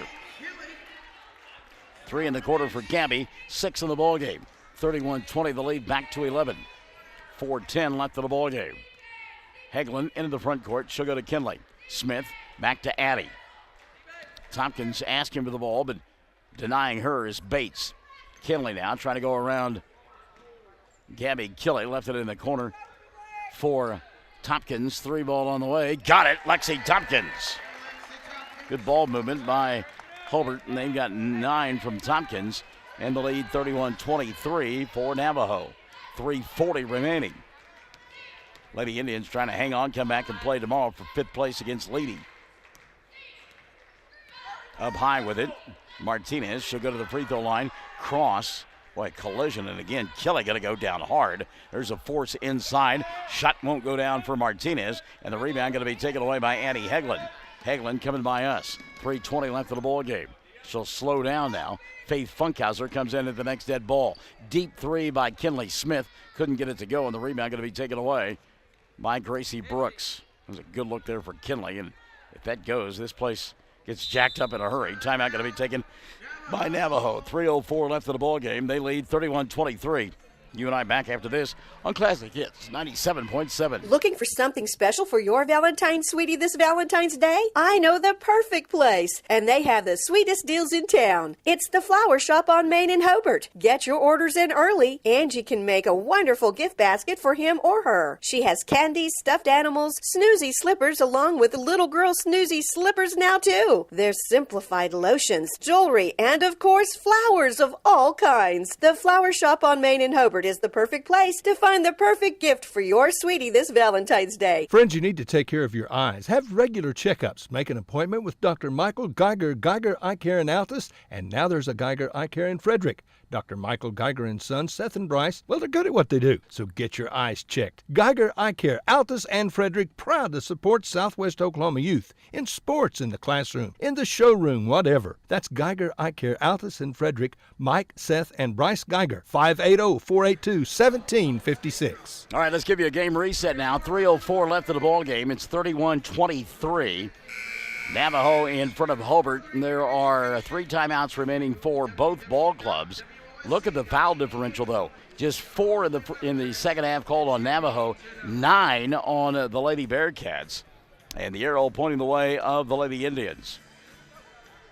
So it'll be Navajo basketball coming out of the timeout. Across the way, it'll be Gabby Killey, Caitlin Martinez, Gracie Brooks, Kaylee Cross, and Abby Bates. Inbounds pass, Killey pushing, shoving, and they'll get it to Brooks. Ball out in no man's land now, tracked down by Funkhauser, and Faith walked. That's the right call, just a tough call there. Faith Funkhauser couldn't get things shut down in time. So the turnover going to give it back now to Navajo. 3 minutes left of the ball game. Boy, again, bodies all over the place and no calls being made. 2:50 left in the contest. 31-23. Brooks up high. She'll go to Cross. Kaylee thought about the 3. Pulls it back in to Killey. Now Bates up top. Bates comes here on the near side to Brooks. Brooks had the ball knocked out of her hands. Hegland with the steal. Here comes Addie. Got numbers. She'll dribble, drive, put it up with the right hand. Can't get it to go down. Rebound Tompkins. She'll get tied up by Martinez. We'll get a jump ball, and the arrow going to point the way, I believe, of Navajo. And it will be Navajo basketball. 2:30 left of the ball game. Baseball pass over the top, caught by Bates. Great pass to Cross, and that's an easy 2. Oh, what a pass there by... You got to love that pass. So the easy 2 there for Cross. She's got 11, and it's 33-23. Back to a 10-point lead, 2:10 remaining. Megley up high. Tally goes in the corner now to Tompkins. She'll dribble and had the shot blocked out of her hands by Gracie Brooks. Joe Knapp wanting a foul, not going to get it. Carissa Smith going to come into the ballgame now for the Lady Bearcats. And setting down will be Megley Tally. 33-23, 10-point ball game, and we've got a ball on the floor.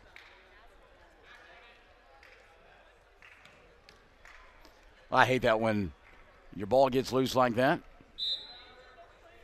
2:02 remaining in the ball game. Wake up, Dylan. You're next, buddy. Wraparound pass here on the near side. Tompkins double teamed in the corner, comes out of it. And she'll go to Hegland up top. Addie, dribble, drive. Good pass there, and there's an easy 2 on the give, the go, and the glass. As knocking it down from point-blank range. Lexi Minert, that's her first field goal of the ball game, and she's got a total of 3 points. 33-25, 1:35 left in the ball game. Cross to Bates up top, sets, fires three. No. Tompkins tips the rebound out. It's still free and finally going to be picked up by Minor. She'll go to Hegland. Addie now. Her club down by 8. Still time left. Minute 20 remaining. You can't let a lot of clock run, though. Hegland went to Funkhauser, got it back. Addie right in front of us. Now she'll go up top to Carissa. Smith was open for three, puts it on the floor. Bounce pass near side. Funkhauser forces the shot, doesn't get it to go, but a foul will be called, and Faith will go to the line to shoot two. 1:08 left in the ball game, and the foul called on Kaylee Cross, her first of the ball game. 5 now called on David Doss's team. So to the free throw line, Faith Funkhauser. She got a couple of points on the afternoon. They came from the charity stripe. First for Faith, good. She'll get one more. Funkhauser now with 3, cuts it to a 33-26 ball game. 1:08 remaining. Second free throw on the way, rolls in and out. Rebound tip-tapped and finally going to be controlled by Navajo. Here comes Caitlin Martinez out in front. Martinez with a minute left to back it out. Hegland on her. They'll go to Cross. Now skips it over the top to Bates. Back to Cross inside. She'll get fouled and will go to the line to shoot two. We'll see if that's on Minert or on Funkhauser. And it'll be on Lexi. On Minert, that'll be her second. And team foul number 10 called on Hobart.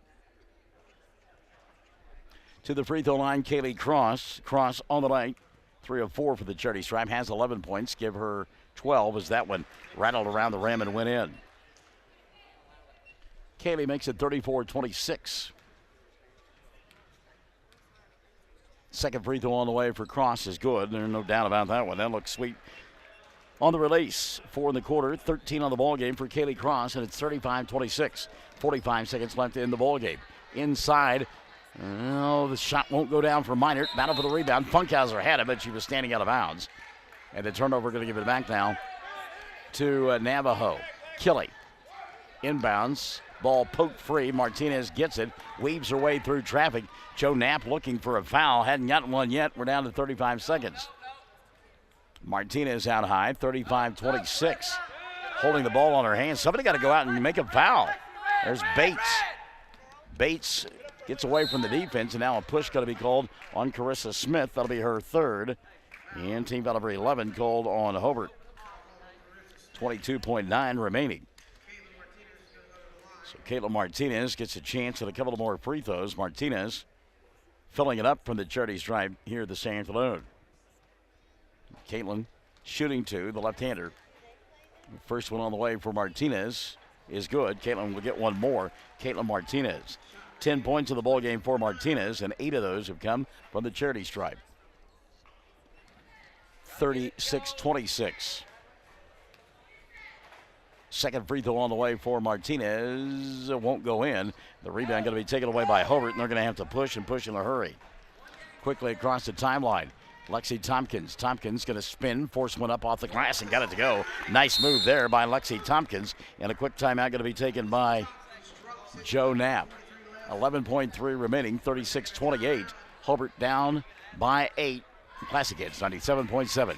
One of the biggest basketball fans in Oklahoma is Larry Halford from Hobart. Larry coached Hobart girls basketball in the 60s, junior high, high school, all levels. And in 7 years, Larry won a lot of ball games. And for the last 45 or so years, Larry has been Hobart's #1 fan. He goes to all the games. In fact, Larry's seen over 3,000 Hobart Bearcat basketball games. He's a real fan. So go Bearcats and Lady Bearcats from the Halford family. Larry and Brad, Jim and Marty. The Halfords from Hobart. When it's Wednesday, it's sale day at the Hobart Stockyards. The Hobart Stockyards is a fine facility with good people to take good care of your cattle and work for a successful sale. Cattle are accepted all day Tuesday, and they'll feed and water them. As Rex Fleming always says, this is Rex Fleming for Hobart Stockyards, Hobart, Oklahoma, where we want your business.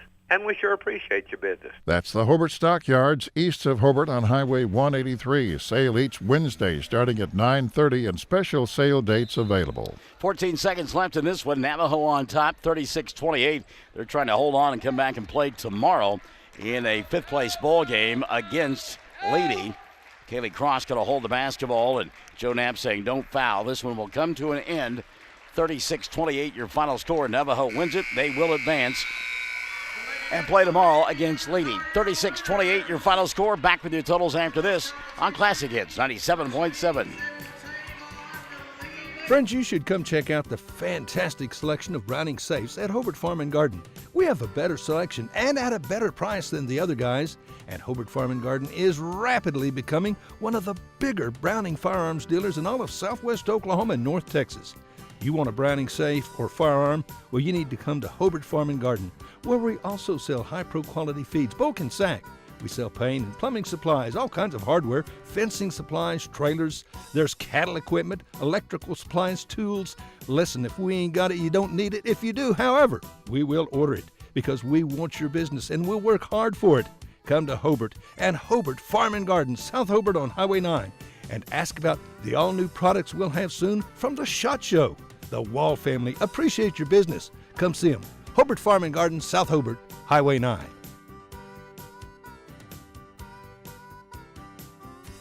Your farmer's insurance agent in Hobart is Jack Hogg, and Jack has over 25 years' experience. Jack believes in keeping you informed of ways to protect what's important: auto, home, life, whatever your insurance need. He'll find the policy you need, and you can enjoy personal service. He'll not only be your agent, but your friend. Always involved in the community, proud to be a Bearcat booster. Trust a proven company, Farmers Insurance, and a proven agent. Jack Hogg at 901 South Main in Hobart, 580-726-3077. Whether you're looking for your first home, your next home, or you just want to refinance your current home, you need to see Jim or Tommy, the experienced lenders at Interbank.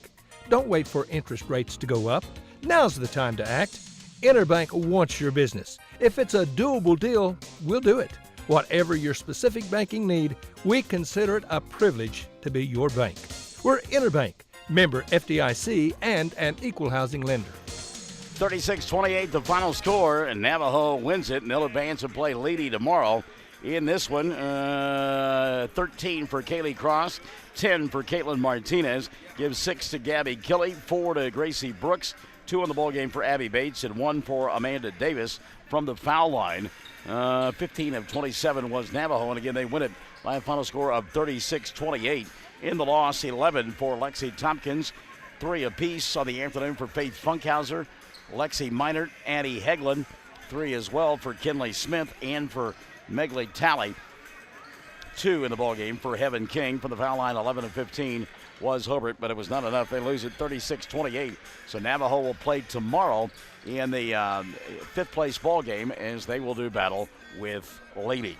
We will step aside, come back, get ready for a boys elimination contest. It's Hollis and Snyder coming up. We invite you to stick and stay on Classic Hits 97.7. If you need a plumber or a service technician, you need to call Jeff Hohenschel at Jeff's Plumbing, Heat and Air in Mountain View. Now, Jeff does all types of plumbing work, minor to major, plus service work and installation of heating and cooling systems. Jeff works on heat pumps and refrigeration systems. Whatever your problem, if you need service or a new system, call Jeff's Plumbing, Heat and Air in Mountain View. Give him a call at 347-2857, 347-2857. Jeff's Plumbing, Heat and Air, supporting area students. AFR agents in our great state are in many cases agents in the town they grew up in. That's the case in Hobart, where Justin Krieger is the local AFR agent. He grew up here. His interests are in Hobart and Kiowa County. He's involved in sports, FFA, 4-H, as well as the Main Street program in the local chamber. He wants to be your agent. Farm, life, home, automobile, liability. An agent that will find you the right policy, giving you the right protection. Come see Justin Krieger, your AFR agent in Hobart. Phone 726-3076.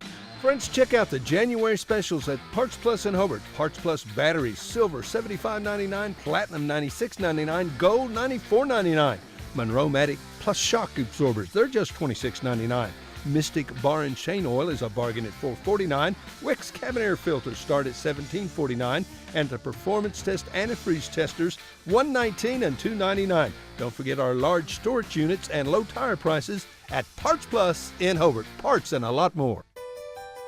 Ray and Martha's Funeral Homes now have 7 locations to serve you: Hobart, Cordell, Sentinel, Mountain View, Carnegie, Anadarko, and Mangum. A family serving families. Larry and Kim Eshitai and their qualified staff are at your service 24/7. Ask about transferring a policy from another funeral home. They'll take care of everything. Larry and Kim Eshitai. There for you in your time of need. Count on Larry and Kim Eshitai. Ray and Martha's Funeral Homes, rayandmarthas.com. Sonny's Express is now serving delicious Hunt Brothers Pizza, and they have a full-service grill in Roosevelt. Hunt Brothers Pizza is now available in Hobart, Roosevelt, and in Granite. Don't forget the delicious Subways at the original Sonny's in Hobart, plus a full deli. Sonny's Express. 5 locations to serve you: 3 in Hobart, 1 in Roosevelt, 1 in Granite. Remember, now a full-service grill and Hunt Brothers Pizza in Roosevelt. Make a stop today out of Sonny's Express. If you think you're paying too much for insurance, you should see Van Sims at the Watkins Insurance Agency in Hobart. The Watkins Agency is an independent agency representing several companies, and Van will find you the best rate and the best coverage for the home, automobile, farm insurance, liability, whatever you need. Contact Van Sims at the Watkins Insurance Agency, 320 South Washington in Hobart.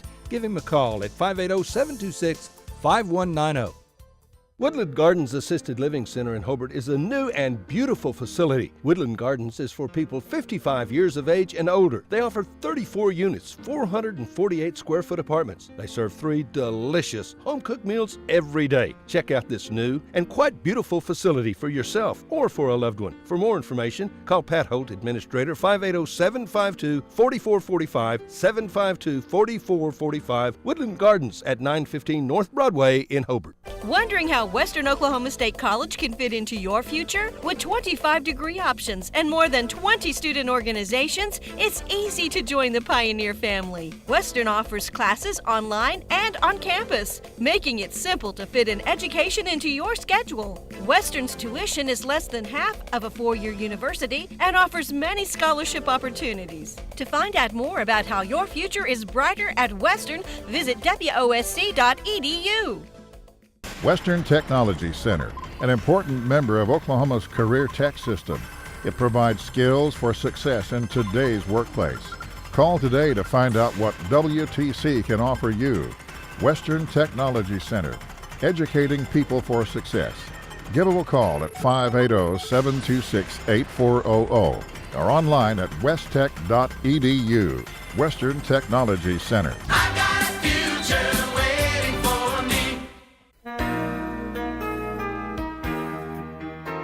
It takes a solid foundation to build a solid business, and nobody understands that better than Frazier Bank. In fact, we have been helping businesses for years, offering startup capital, money for equipment, or money to expand. Talk to one of our loan officers today and start building your business tomorrow. Frazier Bank, member FDIC, and an equal housing lender.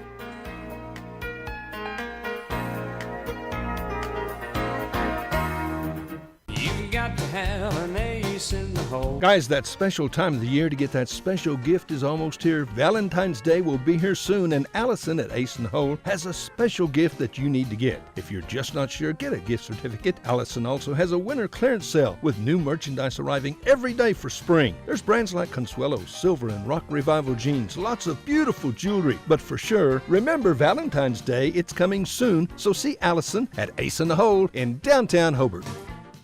The foundation of success for any business is a strong sense of community. At Bank First, our roots run deep in Oklahoma. In fact, we're in more than 50 communities statewide. We're proud to be your next door neighbors and your friends. Whether you have basic checking, cash management, or investment needs, Bank First can provide quality financial products for your business to prosper. Let us be your business partner. You'll find our people make a world of difference. Bank First, loyal to Oklahoma, loyal to you. Member FDIC. Barbara and Larry Stewart at Barbara's House of Beauty in Hobart are longtime Hobart Bearcat and Lady Bearcat boosters, proud once again to help with the radio broadcasts. Folks, when you need your hair cut, fixed, colored, tell Barbara the color, the cut, the style you want, and friends, she will do it. Barbara's been a beautician for a bunch of years, and she's really good. Call for an appointment, 726-3532. Barbara's at 800 South Broadway in Hobart. And go Bearcats. Good luck from Barbara and Larry Stewart. Barbara's House of Beauty in Hobart. James and Betty Chaplin have been a part of Hobart for a long time. As a matter of fact, for over 40 years. They are proud to live here, proud to do their part in supporting our youth in all their activities. James and Betty have 4 granddaughters in the Hobart schools. They wish our youth success in activities like sports, academics, band, show ring, whatever they're doing. Do your best, because James and Betty are proud of you, proud to be Bearcat boosters. That's James and Betty Chaplin and family saying, go Bearcats. Folks, hopefully you've been in and seen the improvements and additions that we've made at Klink Supermarket in Hobart recently. Now, we hope you'll find our store looking better and better stocked than it's ever been. Our goal remains the same: great selection of groceries, produce, meat, gluten-free products, and so much more, with the lowest possible prices and always helpful and friendly employees, because we really do appreciate your business. Thank you. Neil Hobbs and staff, Klink Supermarket in Hobart, proud Bearcat boosters. Welcome back to the Western Oklahoma State College Gym Tri-County Tournament, sponsored by Great Plains Bank. This afternoon's matchup is between the Snyder Cyclones and the Hollis Tigers. Both teams coming off close losses yesterday. The Hollis Tigers got beat by the Mangum Tigers in a late game yesterday. It came down to the wire, and the Mangum Tigers just had a little more power at the end. The Snyder Cyclones got beat by the Cordell Blue Devils on a last-second shot. So we will get the starters for both teams and get this game underway. You can listen to us on 97.7. You can go to the 97.7 Facebook page, or you can go to the TuneIn app and stream it there as well. Starters for the Hollis Tigers: number 1, Michael Bennett; number 2, Noah Campbell; number 12, Cooper Cummins; number 15, Drew Ames, who had a huge night last night for the Hollis Tigers; and number 22, Colby Black. For the Snyder Cyclones: number 3, Austin McPherson; number 14, Jaron Foster; number 21, Justice Moeller; number 22, Ethan Howe; and number 25, Kyle Blim. Snyder Cyclones in the home white, black numerals, orange trims. The Hollis Tigers in the maroon away jerseys, white numerals, and black and white trim.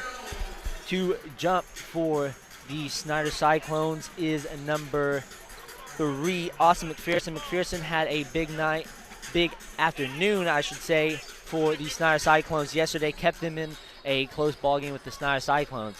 For the Hollis Tigers, number 1, Michael Bennett will jump.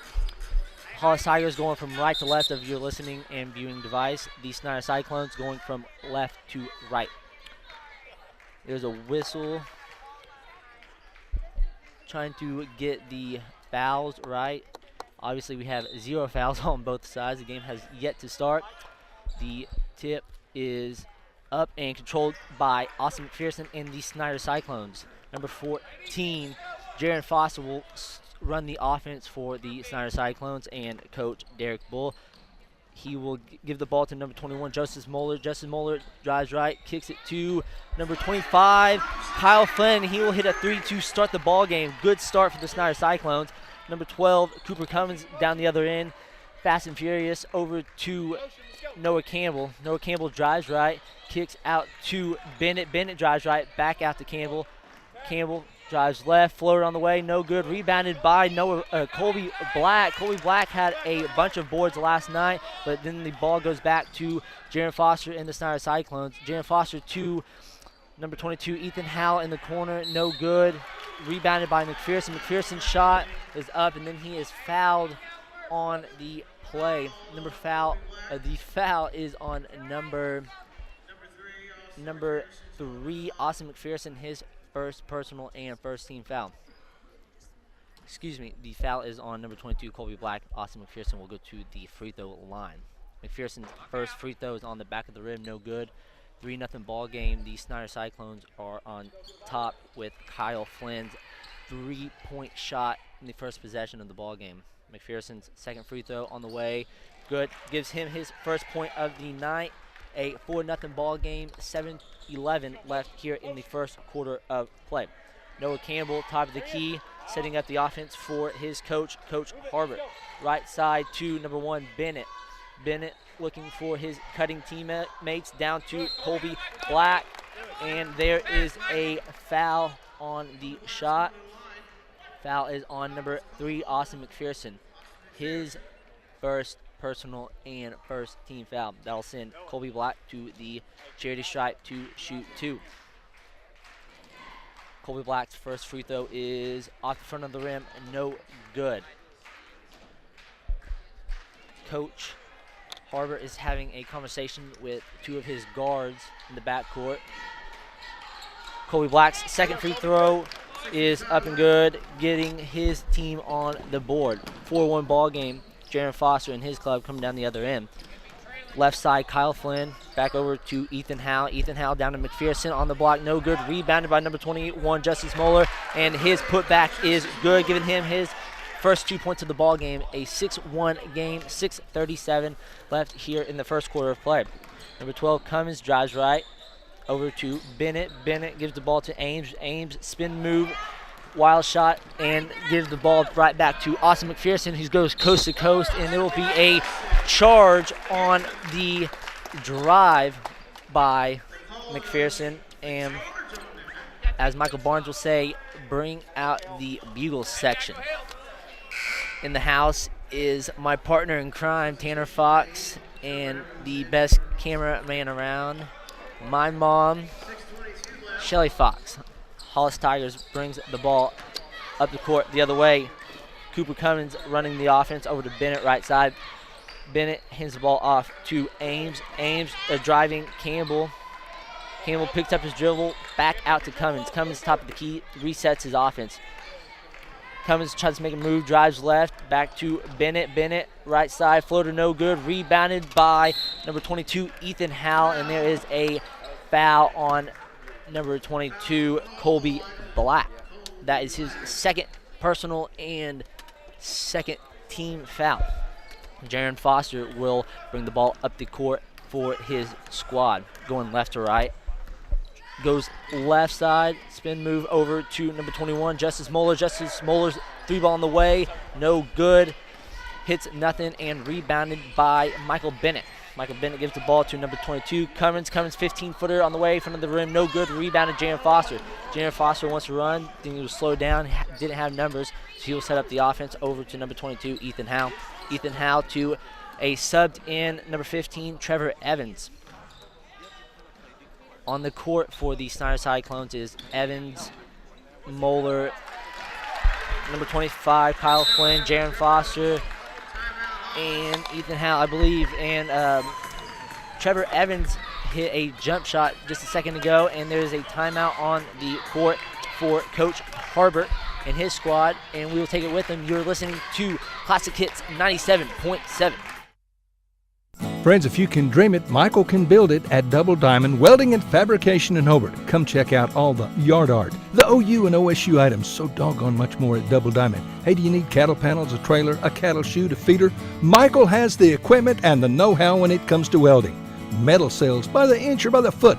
Michael, Misty, Marshall, Micaiah, and now little Maverick Wright. The Wright family, Double Diamond Welding and Fabrication in the old Ford store in Hobart.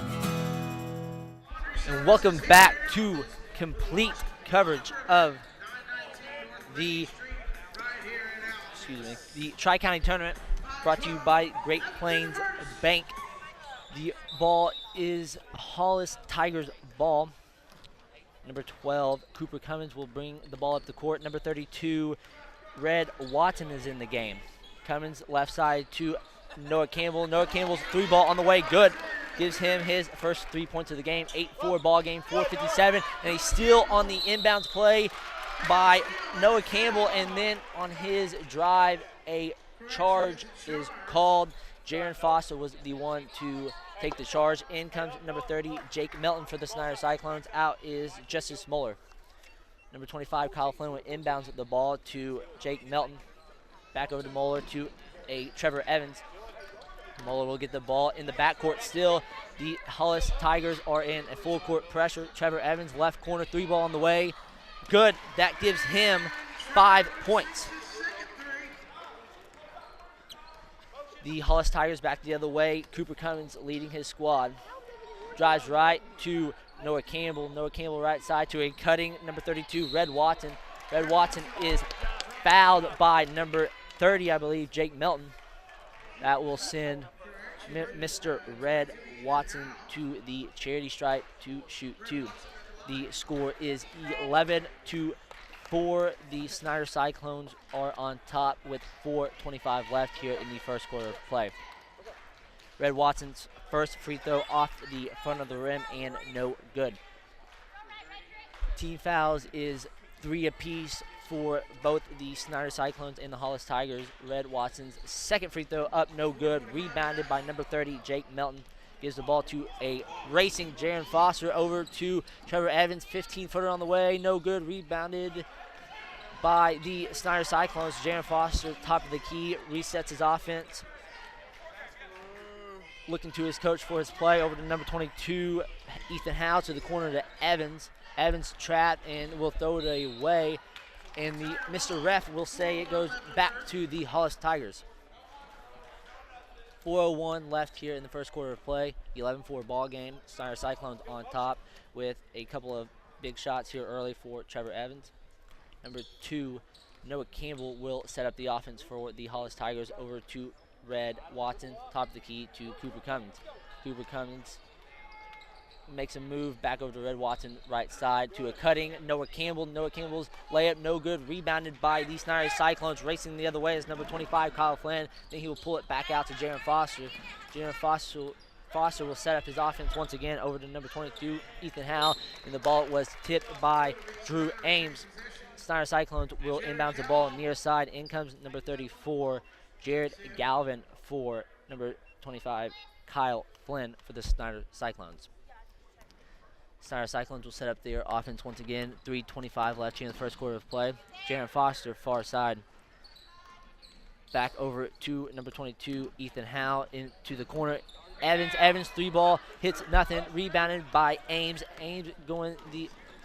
Cummins going the other way, coast to coast, and he will get fouled by, I believe that's 34, Jared Galvin. His first personal and 4th team foul. The Hollis Tigers will inbound the ball under their own goal. Cummins to inbound the ball. I believe he tried to throw it out on. So, my bad. I thought my brother was on, but he's not. Cummins inbounds the ball. Red Watson, top of the key, left side to Campbell. Campbell makes a move. Back over to number 12, Cummins, top of the key, drives right, guarded by Jaron Foster, to number 15, Ames. Ames to Red Watson, top of the key, over to Campbell. Number 12, Cummins will reset his offense. 2:41 left here in the first quarter of play. His 3-ball is no good, rebounded by number 22, Ethan Howe, and Howe will bring the ball up the court for the Snyder Cyclones. 11-4 game, Snyder Cyclones on top. Jaron Foster, top of the key, left side. Over to Evans, and the pass was off the mark. Evans tried to bob. Jaron thought he was going to weave, and he will give the ball right back to the Hollis Tigers. There's a timeout on the court. We will take it with them. You're listening to Classic Hits 97.7. Optometrist Dr. Amy Straub is very excited to be the owner of Altus Family Vision, located at 112 Valverde Street. You'll still find the same great staff and professional services because our focus is on you. We'll help you update your glasses and contact prescription, and we do exams for eye diseases like glaucoma and macular degeneration. You're more than just eyes to us. Make an appointment today by calling 580-482-0051. Dr. Amy Straub and Altus Family Vision. Our focus is on you. Welcome back to Western Oklahoma State College for the Tri-County Tournament. I am Dylan Fox. Michael Barnes is taking a break for this game. He will be back for the championship side of the bracket. He will call the games. Tanner Fox is running the camera as of now, and the Hollis Tigers will bring the ball up the court. 2:22 left here in the first quarter of play. 11-4 ball game. Snyder Cyclones on top.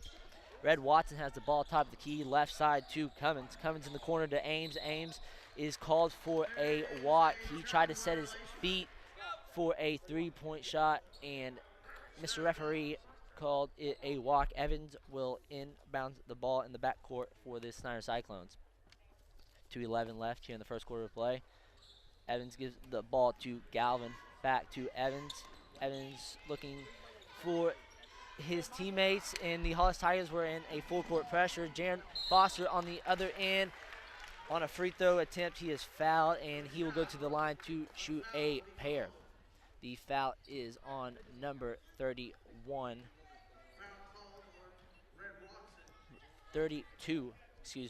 Red Watson. Jaron Foster goes to the charity stripe. First free throw on the way.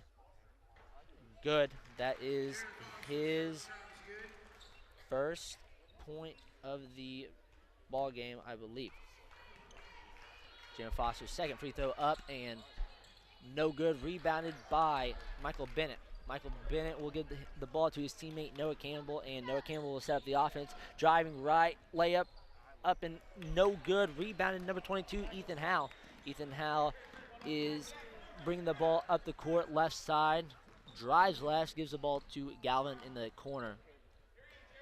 Top of the picked off by, that is Ames. Ames going the other way. Floater off the backboard and good.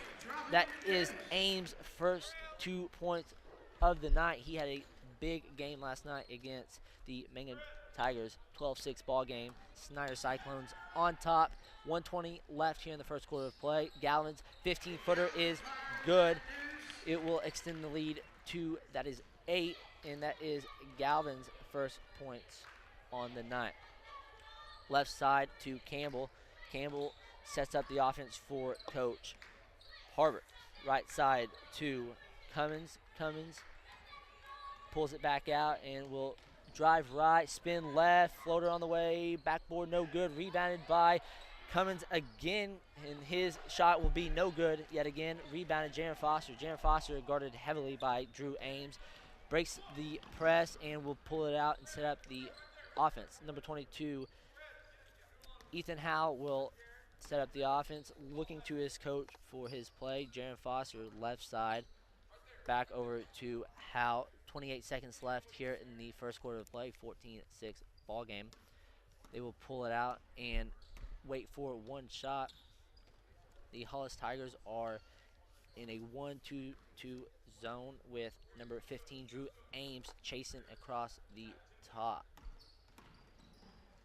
Evans, left side, 3 ball on the way. Good. That gives him 8 points here tonight. 17-6, 1 buzzer, no good. So after the first quarter of play, Trevor Evans starts off hot, 8 points, gives his Snyder Cyclones a 17-6 point lead. Going into the second quarter, you are listening to Classic Hits 97.7. Kirk and Todd Duff and Shelley and Jolie at Power Plus Beef Genetics just east of Hobart are a 4th-generation farm and ranch family breeding Angus and A-plus cattle. Kirk and Todd are both Hobart graduates. Both are active in the community and church and a whole lot of other things. They're Bearcat fans, and they encourage you to support our youth in all their activities. Attend all the games you can. Proud to be Bearcat boosters, expecting another great year. So good luck, Bearcats and Lady Bearcats, from Kirk and Todd Duff, Duff Brothers Beef Genetics. When it comes to improving your quality of life after an injury or surgery, let our therapists at Elkview General Hospital help you. Our team provides both inpatient and outpatient services to maximize your recovery. You can count on Elkview Hospital's providers to deliver high-quality treatment with the latest techniques and state-of-the-art equipment. We're located just east of Elkview General Hospital in the North Hill Clinic Building. Call them today at 726-2180. Welcome back to the Tri-County Tournament. We are on 97.7. You can watch live alongside me and Tanner Fox on oksports.tv. You can go to 97.7 Classic Hits Facebook page, or you can also listen on the TuneIn app. Possession arrow points to the Hollis Tigers, and they will get the ball to start the second quarter of play. 17-6 ball game. Cummins will bring the ball up the court. Left side sets up his offense, gives the ball off to Campbell. Campbell top of the key, deep three, front of the rim, no good. Rebounded by, goes out of bounds, and Mr. Referee will give the ball to the Snyder Cyclones. Coach Hobart for the Hollis Tigers did not necessarily agree with that, but oh well. Ethan Howell will bring the ball up the court for the Snyder Cyclones. Shuffle step, and the ref will call a travel violation. 1 too many steps, and gives the ball right back to the Hollis Tigers. 7:36 left here in the second quarter of play. You will get to listen to all 8 games of the day here on Classic Hits 97.7. Campbell drives right, and there's a foul called, a reach-in is called on number 00 Galvin. So in the game for the Snyder Cyclones is Jervin Galvin, number 22 Howe, you have number 25 Flynn, number 34 Jared Galvin, and number 21 Justice Moeller. For the Hollis Tigers, inbounding is Cooper Cummins over to Bennett. Bennett's shot is a steal, and the other way is Jervin Galvin, and his fast break results in a foul, which will send the freshman to the line to shoot two. The foul is on number 32 Red Watson, his second personal and 5th team foul. The lefty goes to the line to shoot his first free throw, and good. Gives Jervin Galvin his first point of the game. Into the ball game for the Hollis Tigers is number 22, that is Colby Black, and number 4 for the Snyder Cyclones is Lance Carter. Ball is given back to number 22, Howe, off of Jervin Galvin's missed free throw, but is taken back by number 12, Cummins. Cummins the other way, coast to coast. Pass over to the right side to Campbell. Campbell gives the ball back to Cummins to set up the offense, guarded heavily by Jervin Galvin. Back out to Bennett. Bennett, top of the key. Picks up his dribble, in trouble, needs his teammates to get open. Left side to Cummins. Cummins back to Campbell. 6:42 left here in the second quarter of play. 18-6 ball game. The Snyder Cyclones are on top with 8 points from Trevor Evans. A drive by Ames, and he could not handle the ball going up, and he'll give the ball back to the Snyder Cyclones. To bring the ball up the court is Moeller. Moeller back over to Howe. Howe left side, looking for a cutting Jervin Galvin. Back over to Flynn. Flynn near side. Hollis Tigers in what looks to be a 1-3-1. Kyle Flynn, deep three on the way from the rim, no good. Rebounded by, that is Justice Moeller, and his rebound will get put back up, and it will give him 4. 20-6 ball game. 5:59 left here in the second quarter of action. Timeout on the court. You are listening to Classic Hits 97.7. Kiowa County Farm Bureau agents Greg Holt and Janie Jackson are your neighbors, living beside you, working for you and with you. Complete insurance coverage for the automobile, farm, home, life, and personal go-the-extra-mile service is just part of the package. Farm Bureau. Your Kiowa County agents in Hobart, Snyder, and Mountain View are Greg Holt and Janie Jackson. So for great service and great rates, see Greg or Janie at Kiowa County Farm Bureau offices in Hobart, Snyder, and Mountain View. And we are back here at the Pioneer Dome. 26 ball game. The Snyder Cyclones are on top against the Hollis Tigers. Both teams coming off close losses yesterday. The Hollis Tigers were in a late matchup against the Mangum Tigers that ended after 10 o'clock last night. So number 12, Cooper Cummins, will give the ball off to number 22, Colby Black. Colby Black at the top of the key over to Bennett. Bennett right side to Campbell, picked off by number 4, Lance Carter. Lance Carter going the other way. Layup's good. His first 2 of the night, 22-6 ball game. The Snyder Cyclones are up by 16. Noah Campbell brings the ball up the court, drives right side, kicks over to Bennett. Bennett to Ames. Ames guarded heavily by Flynn. Down to Colby Black in the corner. Back to Bennett, top of the key to number 12, Cummins. Cummins trying to make something happen. Hands off to Ames. Ames floater on the way. And there's a blocking foul called on his drive, which will send number 15, Drew Ames, to the charity stripe. Ames has 2 points on the night. He had a huge night last night to keep his squad in the game late last night. Drew Ames, first free throw on the way. In and out, no good. 22-6. There's a couple of substitutions in the ball game. Number 15, Trevor Evans comes back in the ball game, and number 14, Jaron Foster comes back in the game. So on the court for the Snyder Cyclones, Jaron Foster, Trevor Evans, Lance Carter, number 25, Kyle Flynn, and number 30, Jake Melton. Drew Ames' second free throw is in good, gives him 3. Jaron Foster brings the ball up the court for the Snyder Cyclones over to Lance Carter, left side. And Lance Carter's pass back to Jaron Foster was too high and will throw it out of bounds, gives it right back to the Hollis Tigers. Number 15, that is Drew Ames, will inbound the ball near side back to Cummins. Cummins sets up the offense for Coach Hobart. Cummins right side trying to get a screen from Campbell. Drives left, floater over to Colby Black. Colby Black's shot is off the rim, no good. Rebounded by Cummins. Cummins right side to number 2. That is Noah Campbell, and his shot is no good. And there's a jump ball on the floor. Possession arrow points to the no, there's a foul. Excuse me.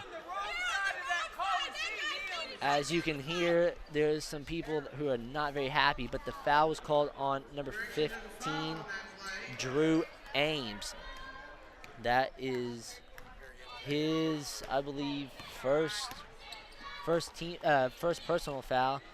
Left side, that's Evans. Evans to Jaron Foster, over to number 4, Carter. Carter's 3 ball on the way, no good. Rebounded by Bennett.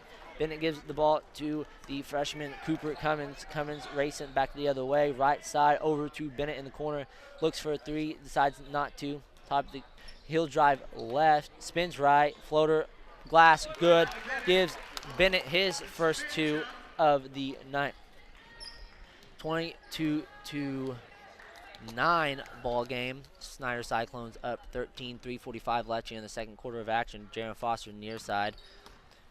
The Hollis Tigers are still in their trap defense. Number 25, that's Flynn, will shoot a floater off the glass. Good.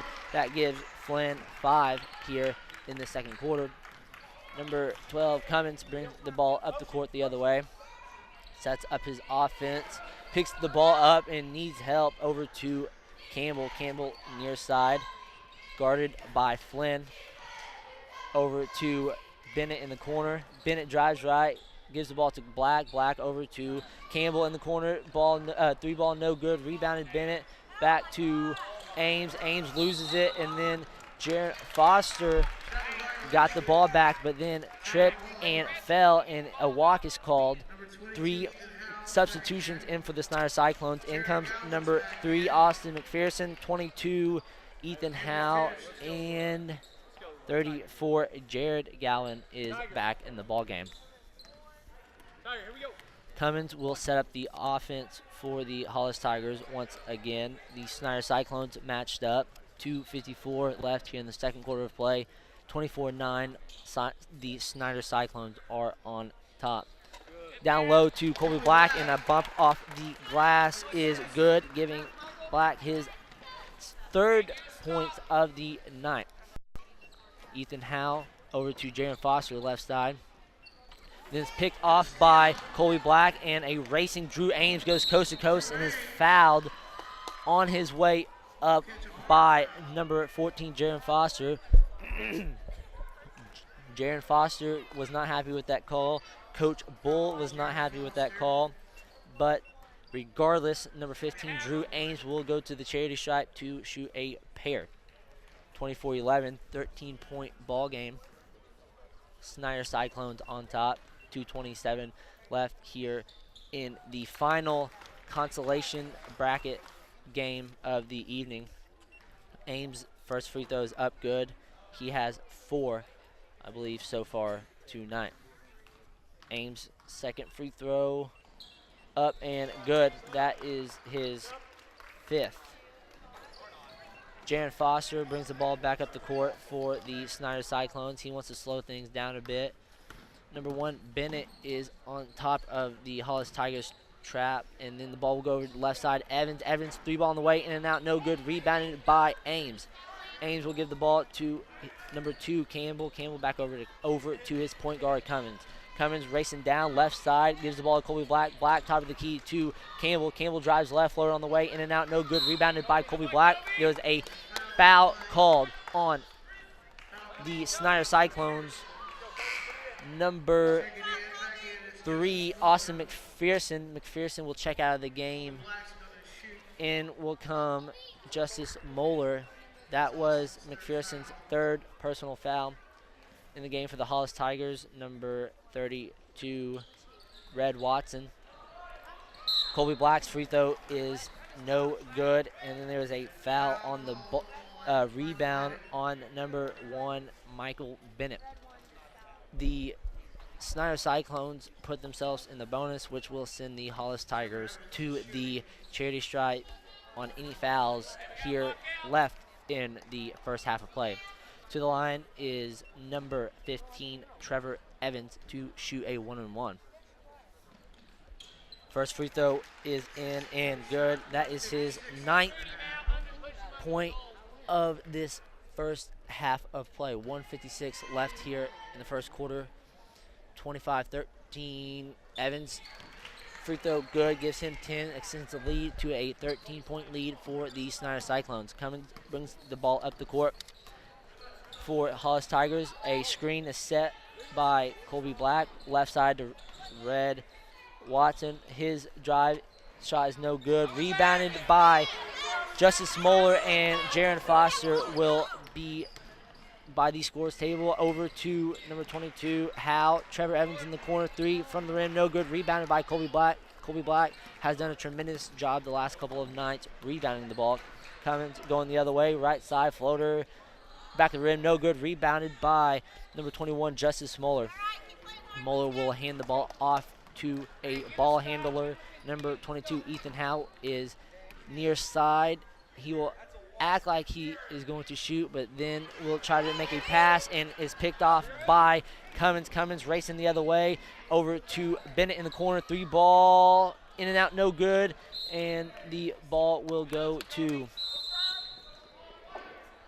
I'm not sure, but there's a timeout on the floor by Coach Bull. 57 seconds left here in the first half of action. 26-13, Snyder Cyclones lead. You are listening to Classic Hits 97.7. Looking for something special for your Valentine's sweetie this Valentine's Day? I know the perfect place, and they have the sweetest deals in town. It's the Flower Shop on Main in Hobart. Get your orders in early. Angie can make a wonderful gift basket for him or her. She has candies, stuffed animals, snoozy slippers, along with little girl snoozy slippers now too. There's simplified lotions, jewelry, and of course flowers of all kinds. The Flower Shop on Main in Hobart is the perfect place to find the perfect gift for your sweetie this Valentine's Day. Friends, you need to take care of your eyes. Have regular checkups. Make an appointment with Dr. Michael Geiger, Geiger Eye Care in Altus, and now there's a Geiger Eye Care in Frederick. Dr. Michael Geiger and Sons, Seth and Bryce, well, they're good at what they do, so get your eyes checked. Geiger Eye Care, Altus and Frederick, proud to support Southwest Oklahoma youth in sports, in the classroom, in the showroom, whatever. That's Geiger Eye Care, Altus and Frederick, Mike, Seth, and Bryce Geiger, 580-482-1756. Welcome back to the Tri-County Tournament, brought to you by Great Plains Bank. The Hollis Tigers will inbounds the ball under their own goal. Cummins will inbounds the ball to Number 1, that's Michael Bennett, top of the key to Red Watson. Red Watson back to Bennett, and he will set up his offense. Coach Hobart, I believe, wants to shoot one shot. Michael Bennett, right side to Red Watson. They're running a weave at the top of the key. 40 seconds left here in the first half of action. Out to Bennett, right side. He'll drive left, out to Watson. Watson pump fakes, drives in the lane. Floater is in and good, and he will be fouled. So he will go to the charity stripe to shoot, to finish an old-fashioned three-point play. The foul is on number 25. That is Kyle Flynn, his first personal. Into the game is, I believe, number 22, Ethan Howe for Jared Galvin. Red Watson's free throw on the way, off the back of the rim, no good, rebounded by Evans. Evans will hand the ball to his point guard, Jared Foster, who will, I believe, hold for one shot. Jared Foster, far side. Michael Bennett is running back and forth with the passes to try to disrupt them. 12 seconds left, 26-15. Snyder Cyclones on top. A lob and off the rim, no good. Rebounded Evans. Evans shot off the back of the rim, no good. Rebounded by the Hollis Tigers. Cummins half-court shot, no good. It was on line, just too short. So after one half of play, 26-15, the Snyder Cyclones are on top thanks to a 10-point half by Evans. You are listening to complete coverage of the Tri-County Tournament here on Classic Hits 97.7. One of the biggest basketball fans in Oklahoma is Larry Halford from Hobart. Larry coached Hobart girls basketball in the 60s, junior high, high school, all levels. And in 7 years, Larry won a lot of ball games. And for the last 45 or so years, Larry has been Hobart's #1 fan. He goes to all the games. In fact, Larry's seen over 3,000 Hobart Bearcat basketball games. He's a real fan. So go Bearcats and Lady Bearcats from the Halford family. Larry and Brad, Jim and Marty, the Halfords from Hobart. When it's Wednesday, it's sale day at the Hobart Stockyards. The Hobart Stockyards is a fine facility with good people to take good care of your cattle and work for a successful sale. Cattle are accepted all day Tuesday, and they'll feed and water them. As Rex Fleming always says, This is Rex Fleming for Hobart Stockyards, Hobart, Oklahoma, where we want your business, and we sure appreciate your business. That's the Hobart Stockyards, east of Hobart on Highway 183. Sale each Wednesday starting at 9:30 and special sale dates available. Friends, you should come check out the fantastic selection of Browning safes at Hobart Farm and Garden. We have a better selection and at a better price than the other guys. And Hobart Farm and Garden is rapidly becoming one of the bigger Browning firearms dealers in all of southwest Oklahoma and North Texas. You want a Browning safe or firearm? Well, you need to come to Hobart Farm and Garden, where we also sell high-pro quality feeds, bulk and sack. We sell paint and plumbing supplies, all kinds of hardware, fencing supplies, trailers. There's cattle equipment, electrical supplies, tools. Listen, if we ain't got it, you don't need it. If you do, however, we will order it because we want your business and we'll work hard for it. Come to Hobart and Hobart Farm and Garden, South Hobart on Highway 9, and ask about the all-new products we'll have soon from the SHOT Show. The Wall family appreciate your business. Come see them. Hobart Farm and Garden, South Hobart, Highway 9.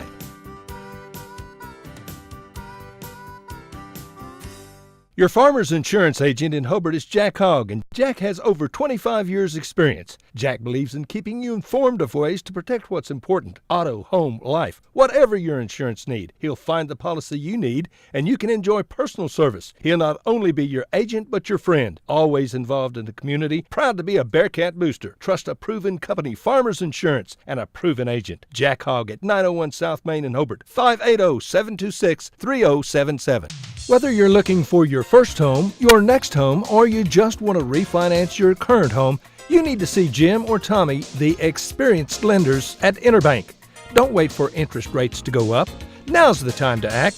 Interbank wants your business. If it's a doable deal, we'll do it.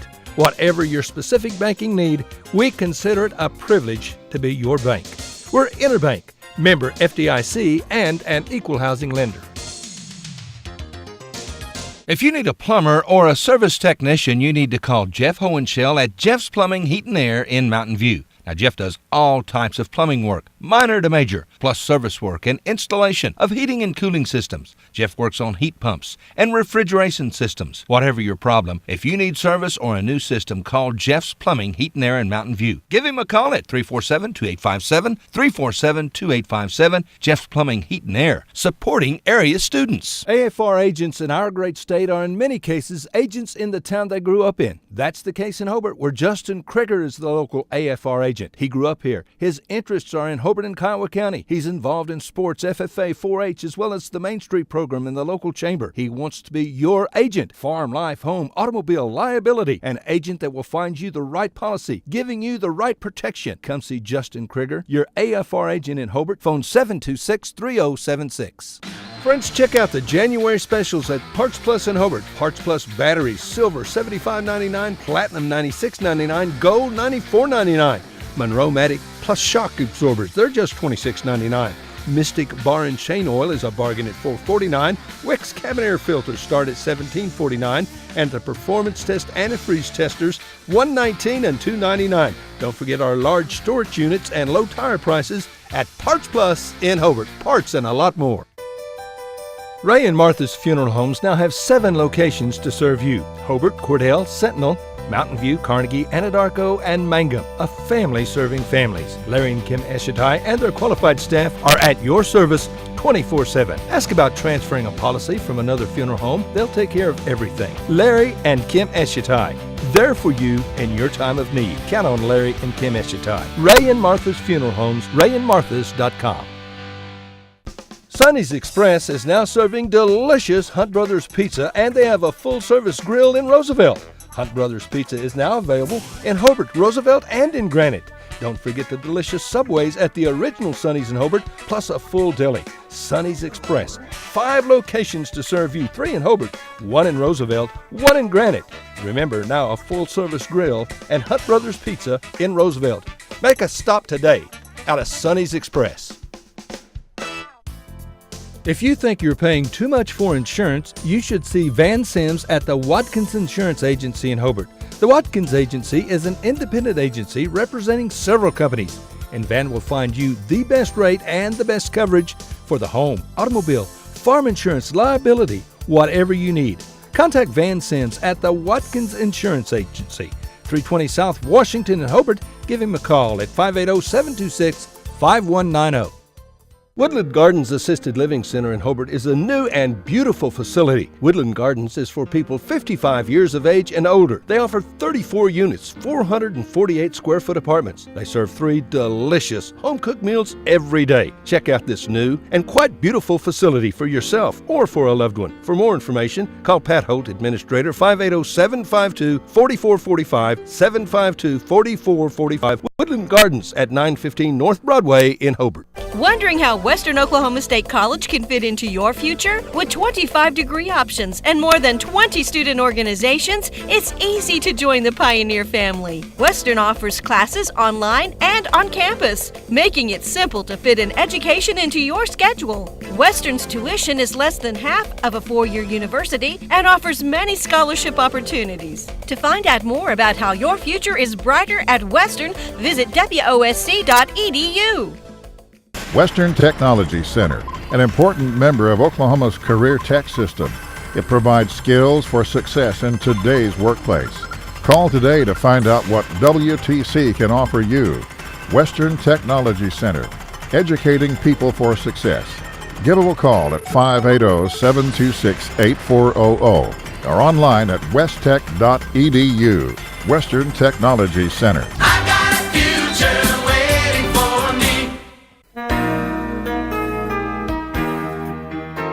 It takes a solid foundation to build a solid business, and nobody understands that better than Frazier Bank. In fact, we have been helping businesses for years, offering startup capital, money for equipment, or money to expand. Talk to one of our loan officers today and start building your business tomorrow. Frazier Bank, member FDIC, and an equal housing lender.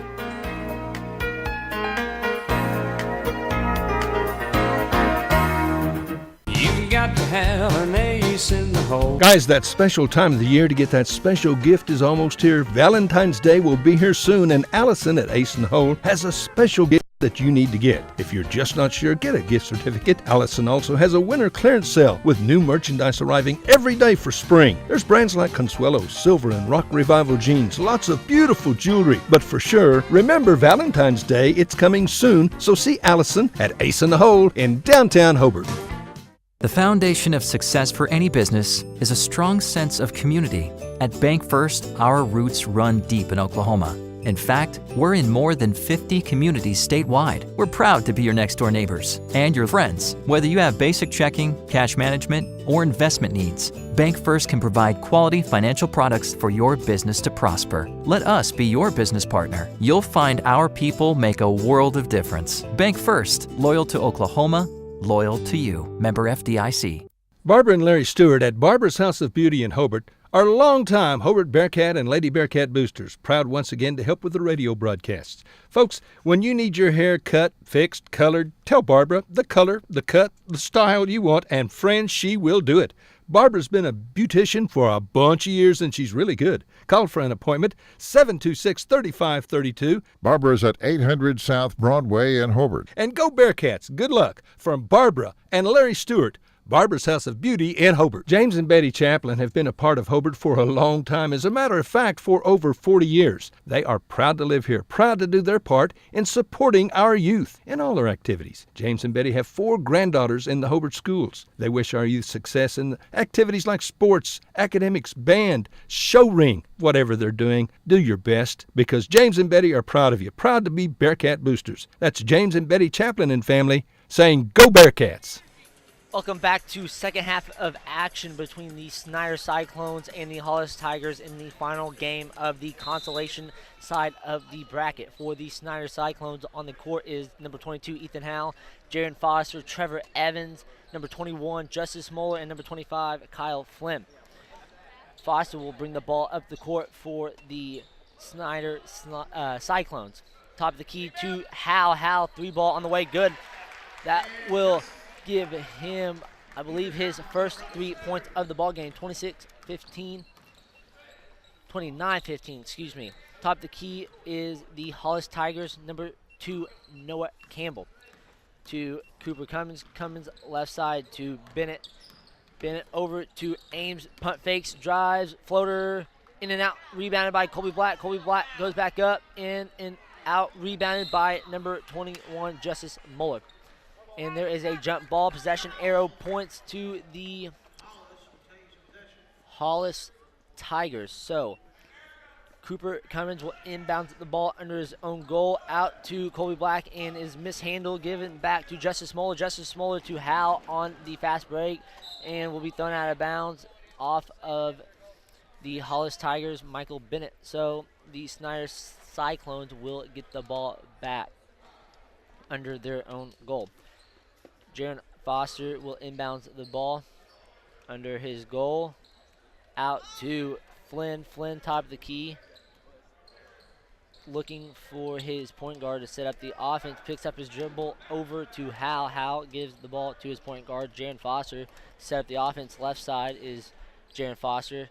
Looks for a slip. Trevor Evans. Evans off the glass. Good. Easy bunt for the Snyder Cyclones. 31-15, 6:45 here early in the second half of play. Cummins will drive right over to Ames. Ames, 3-ball on the way, good. Gives him his 8th point on the night. I believe I have 8, they have 7, so we'll go with them. Ames had a big night last night. If he can get going, they can stay right in this ball game. Right side is Flynn. Flynn, 15-footer on the way, no good. And the rest will say the ball was out on Trevor Evans and the Cyclones. Ball given back to the freshman Cooper Cummins. He will bring the ball up the court for Coach Joe Hobart. Cummins, far side, gives the ball to Bennett. Bennett drives right, floater. No, he acts like shooting a floater and tries to give the ball to Ames, but Ames wasn't looking, and the ball will go out on him. Jaron Foster brings the ball up the court, looking to his coach, Bull, for his play. 6 minutes left here in the third quarter of play. 31-18. Snyder Cyclones are up by 13. left corner is Evans. Evans high post to Hal. Hal down to Flynn. Flynn off the glass. Good. 33-18, 15-point lead for the Cyclones. Cummins brings the ball up the court the other way, trying to get some offense going to get back on the board. And just like that, a great pass to Colby Black, and Colby Black will put it off the glass in good. That gives him 5. Hal left side, and he will be called for a walk and gives the ball right back to the Hollis Tigers. If they can hit a couple shots here quick and get some stops, they are right back in this ball game. Number 12, Cooper Cummins, yet again brings the ball up the court, drives left, kicks out to Bennett on the left, in the left corner to Campbell, right side, drives left, dishes to Black, but is picked off by Flynn. Flynn going the other way, and then it is stolen from behind by Ames. Ames gives the ball to Cummins. Cummins right side, drives left, top of the key to Bennett. Bennett over to Campbell. 4:54 left here in the third quarter of play. Cummins drives left, floater on the way, rebounded by number 22, Ethan Howe. Floater couldn't go in and good, so it is rebounded by Howe in the Snyder Cyclones. Top of the key is Jared Foster. The Hollis Tigers are still in the 1-3-1 trap. Left corner, Evans on the way, front of the rim, no good. Rebounded by, that is Justice Moeller, and there is a 3-second violation called on him, and he will give the ball back to the Hollis Tigers. Hollis, yeah. Into the game is number 3, Austin McPherson, for number 25, Kyle Flynn. So the Hollis Tigers will bring the ball up the court with their point guard with the ball, Cooper Cummins. Cummins had a good night last night against Mangum in that late game that we've talked about quite a bit. Number 1, Bennett's pass into Colby Black could not be handled, and they will turn the ball back over to the Snyder Cyclones. 4:12 left here in the third quarter of play. You can listen to us on Classic Hits 97.7 on the TuneIn app. You can watch us on oksports.tv or the Facebook page. And the shot off the glass for the Snyder Cyclones, no good. And number 2, Campbell back the other way, top of the key to Cummins. Cummins drives left, back over to Campbell. Campbell's 10-footer is in, good. 33-22 ball game. Snyder Cyclones up 11 with 3.5 minutes left here in the third quarter of action. This again is the last game of the consolation bracket. 15-footer on the way by Hal is no good. Rebounded by Ames. Ames wants to push, and then the ball will go back out to Campbell, top of the key. Bennett over to Cummins. Cummins will reset the offense back over to Bennett. Bennett right side over to Campbell in the corner. Campbell's 3 on the way, front of the rim, no good. Rebounded by Snyder Cyclones, and that is Ethan Howe. Going the other way, over to Foster. Foster in the corner to Justice Moeller. 3-ball, good. Good ball movement by the Snyder Cyclones. It gave Justice Moeller a wide open 3 in the corner. Score is 36-22, 2 minutes, 50 seconds left here in the third quarter of action. Michael Bennett, left corner, far side, guarded by Justice Moeller. Ames drives left and is tripped and fell. He was wanting a timeout, and he is granted it. So the Hollis Tigers will take a timeout. 2:37 left here in the third quarter of action. 36-22. Snyder Cyclones are on top. You are listening to Classic Hits 97.7. Folks, hopefully you've been in and seen the improvements and additions that we've made at King Supermarket in Hobart recently. Now, we hope you'll find our store looking better and better stocked than it's ever been. Our goal remains the same: great selection of groceries, produce, meat, gluten-free products, and so much more, with the lowest possible prices and always helpful and friendly employees, because we really do appreciate your business. Thank you. Neil Hobbs and staff, Clink Supermarket in Hobart, proud Bearcat boosters. We are back here at Western Oklahoma State College, the Tri-County Tournament brought to you by Great Plains Bank. This is the final game of 4 of the consolation side of the bracket. The next 4 games will be the championship side of the bracket, which will be the Hollis Tigers and the Mangum Tigers coming up next, with Michael Barnes on the call for that match up. So the Hollis Tigers will inbound the ball under their own goal. Cummins will inbound the ball to Colby Black. Colby Black will lay it in off the glass. Easy bump. 36-24, 2:30 left here in the third quarter of action. That is Colby Black's 7th point on the ball game. Top of the key, Jaron Foster set up the offense. Over to Hal, right side. Skip pass to Moeller. Moeller back to Jaron Foster. 15-footer in and out, no good. Rebounded by, that is Cummins. Cummins is instructed to push by Coach Hobart. Comes racing down the court, left side. Drives baseline. Colby Black gets the ball off the glass. Good. That gives him 9. 36-26. 1 minute 50 seconds left here in the third quarter of action. Just like that, Hollis Tigers are still in this ball game. Jaron Foster was trapped. Ball picked off by Cummins. Cummins racing the other way and is fouled on the fast break by Jaron Foster. Foster with the turnover, then racing back and committed a foul. 1:41 left here in the third period of play.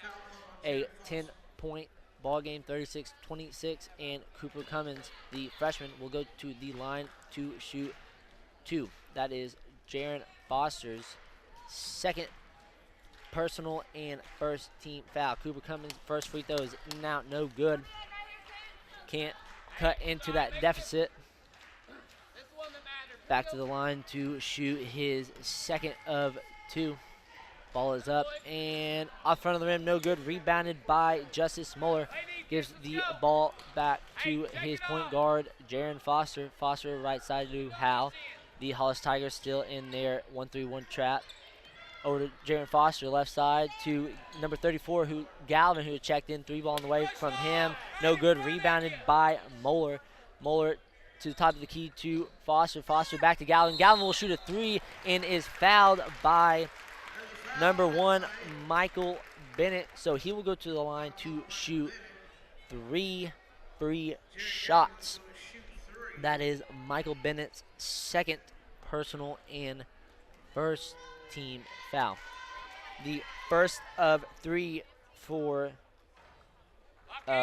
Jared Galvin was no good. So on the court for the Snyder Cyclones, Galvin, Hal, Foster, Moeller, and number 30, Jake Melton.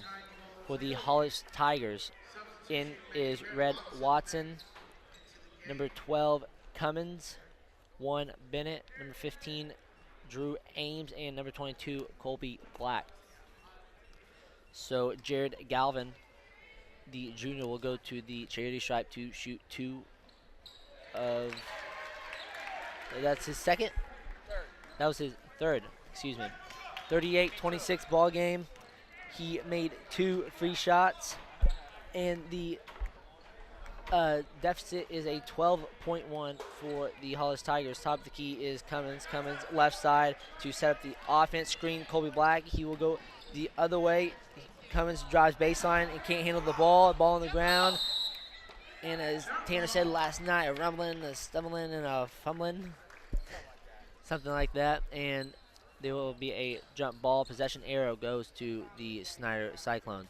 57 seconds left here in the third quarter of action. 38-26. Snyder Cyclones on top. Jaron Foster, top of the key. Right side, 50 seconds left. He will hold for 1 shot, I presume. Over to number 22, Hal. 40 seconds left. The winner of this ball game will play at 1:20 tomorrow afternoon against the Lady Bison, who got beat in a good one on Thursday against the Luther Lions. Jaron Foster will hold for one shot. No pressure from the Hollis Tigers. 20 seconds left. Looking to Coach Bull for his play, and the Hollis Tigers will come out and pressure hard. Left side to Galvin. 3-ball on the way. No good. Rebounded by Jaron Foster. Jaron Foster will throw up a 30-foot shot, and they say he was fouled on the heave by number 15, Drew Ames. As you can hear, some of the Hollis Tiger fans aren't happy. So Jaron Foster will go to the charity stripe to shoot 3 free shots. 3.7 seconds left here in the third quarter of action. 38-26. Jaron Foster's first free throw is up and good. Extends the lead to 13, 39-26. So, like I said, the winner of this game will play the Lady Bison, who is ranked number 4 in Class B. Jaron Foster's second free throw up good. Extends the lead to 14. Third free throw, good. 3 of 3 right there. Extends the lead to 15 seconds. 3 seconds left. Cummins going the other way. Last second heave, no good.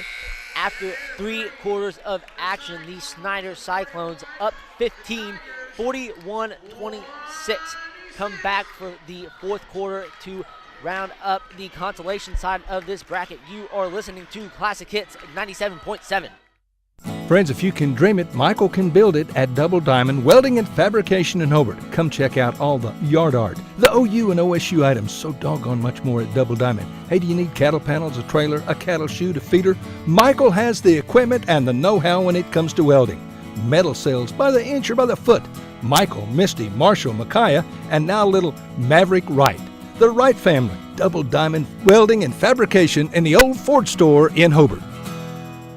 Optometrist Dr. Amy Straub is very excited to be the owner of Altus Family Vision, located at 112 Valverde Street. You'll still find the same great staff and professional services because our focus is on you. We'll help you update your glasses and contact prescription, and we do exams for eye diseases like glaucoma and macular degeneration. You're more than just eyes to us. Make an appointment today by calling 580-482-0051. Dr. Amy Straub and Altus Family Vision. Our focus is on you.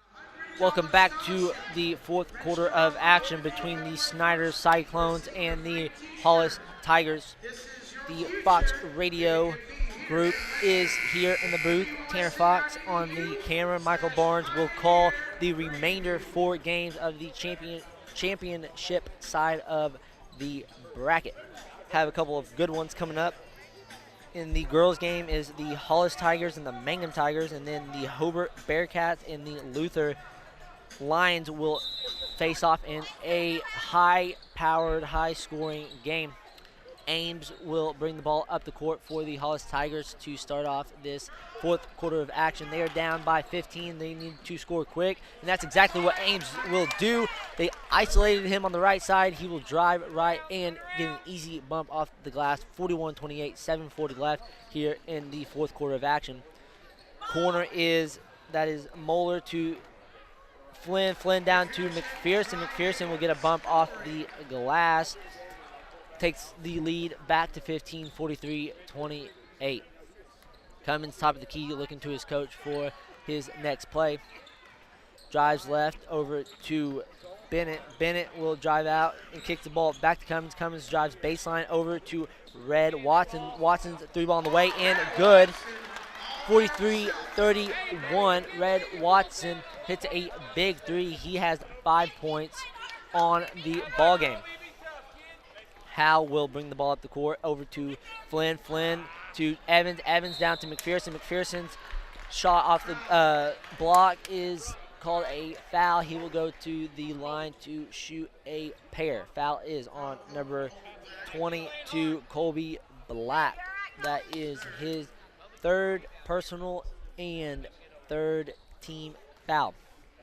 McPherson to shoot his first free shot is up and good. He has 4, I believe. 44-31 ball game. Snyder Cyclones on top. You can listen on Classic Hits 97.7 97.7 or watch on the 97.7 Facebook page or on oksports.tv. And his free throw was good. And then racing back the other way was Cummins. Cummins would be fouled on the floater. And he will go to the line now to shoot a pair of free shots. 45-31, 6:47 left here in the fourth quarter of play. The foul was called on number 3, Austin McPherson. McPherson, that's his fourth personal.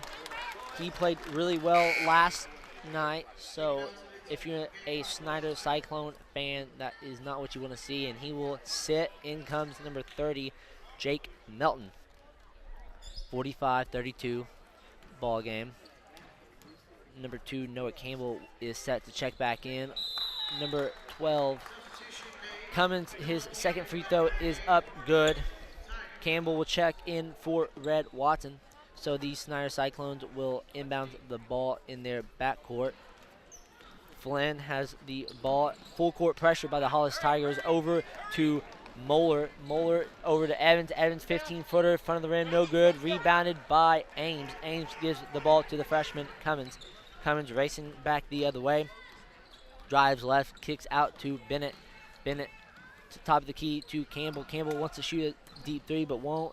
Right side, Ames. Ames punt fakes, wants to make a move, drives left, floater on the way, and a foul is called, and it will be a blocking foul on number 30, Jake Melton. That will send Drew Ames, the sophomore, to the line to shoot a pair. That is Jake Melton's second personal and third team foul.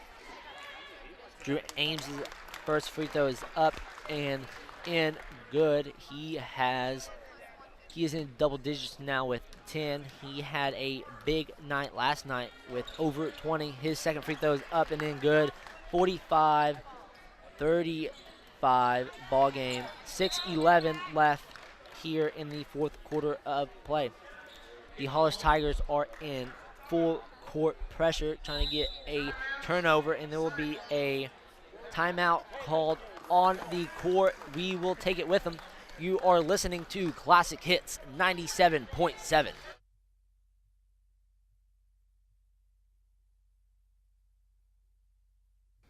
Kirk and Todd Duff and Shelley and Jolie at Power Plus Beef Genetics just east of Hobart are a fourth-generation farm and ranch family breeding Angus and A-plus cattle.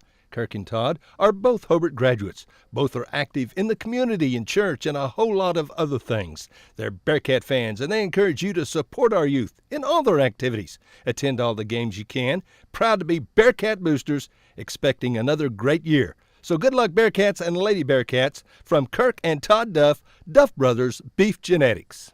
Welcome back to Western Oklahoma State College here at the Pioneer Dome, the Tri-County Tournament, sponsored by Great Plains Bank. So the Snyder Cyclones, the home white, black numerals, orange trim, the Hollis Tigers in their road maroon will press, full court pressure by the Hollis Tigers, inbounds the ball, Snyder Cyclones in the backcourt. The Snyder Cyclones will break the press easy. Flynn, top of the key, drives right, out to Hal. Hal 3 in the right corner off the front of the rim, no good. Rebounded by Cooper Cummins. That's exactly what you want if you're a Hollis Tigers fan. A quick shot and rebound by the Hollis Tigers, going back the other way. Cooper Cummins will set up the offense for his coach. Top of the key to Bennett. Bennett drives right, floater on the way off the glass, and good. 45-37 cuts the lead to 8.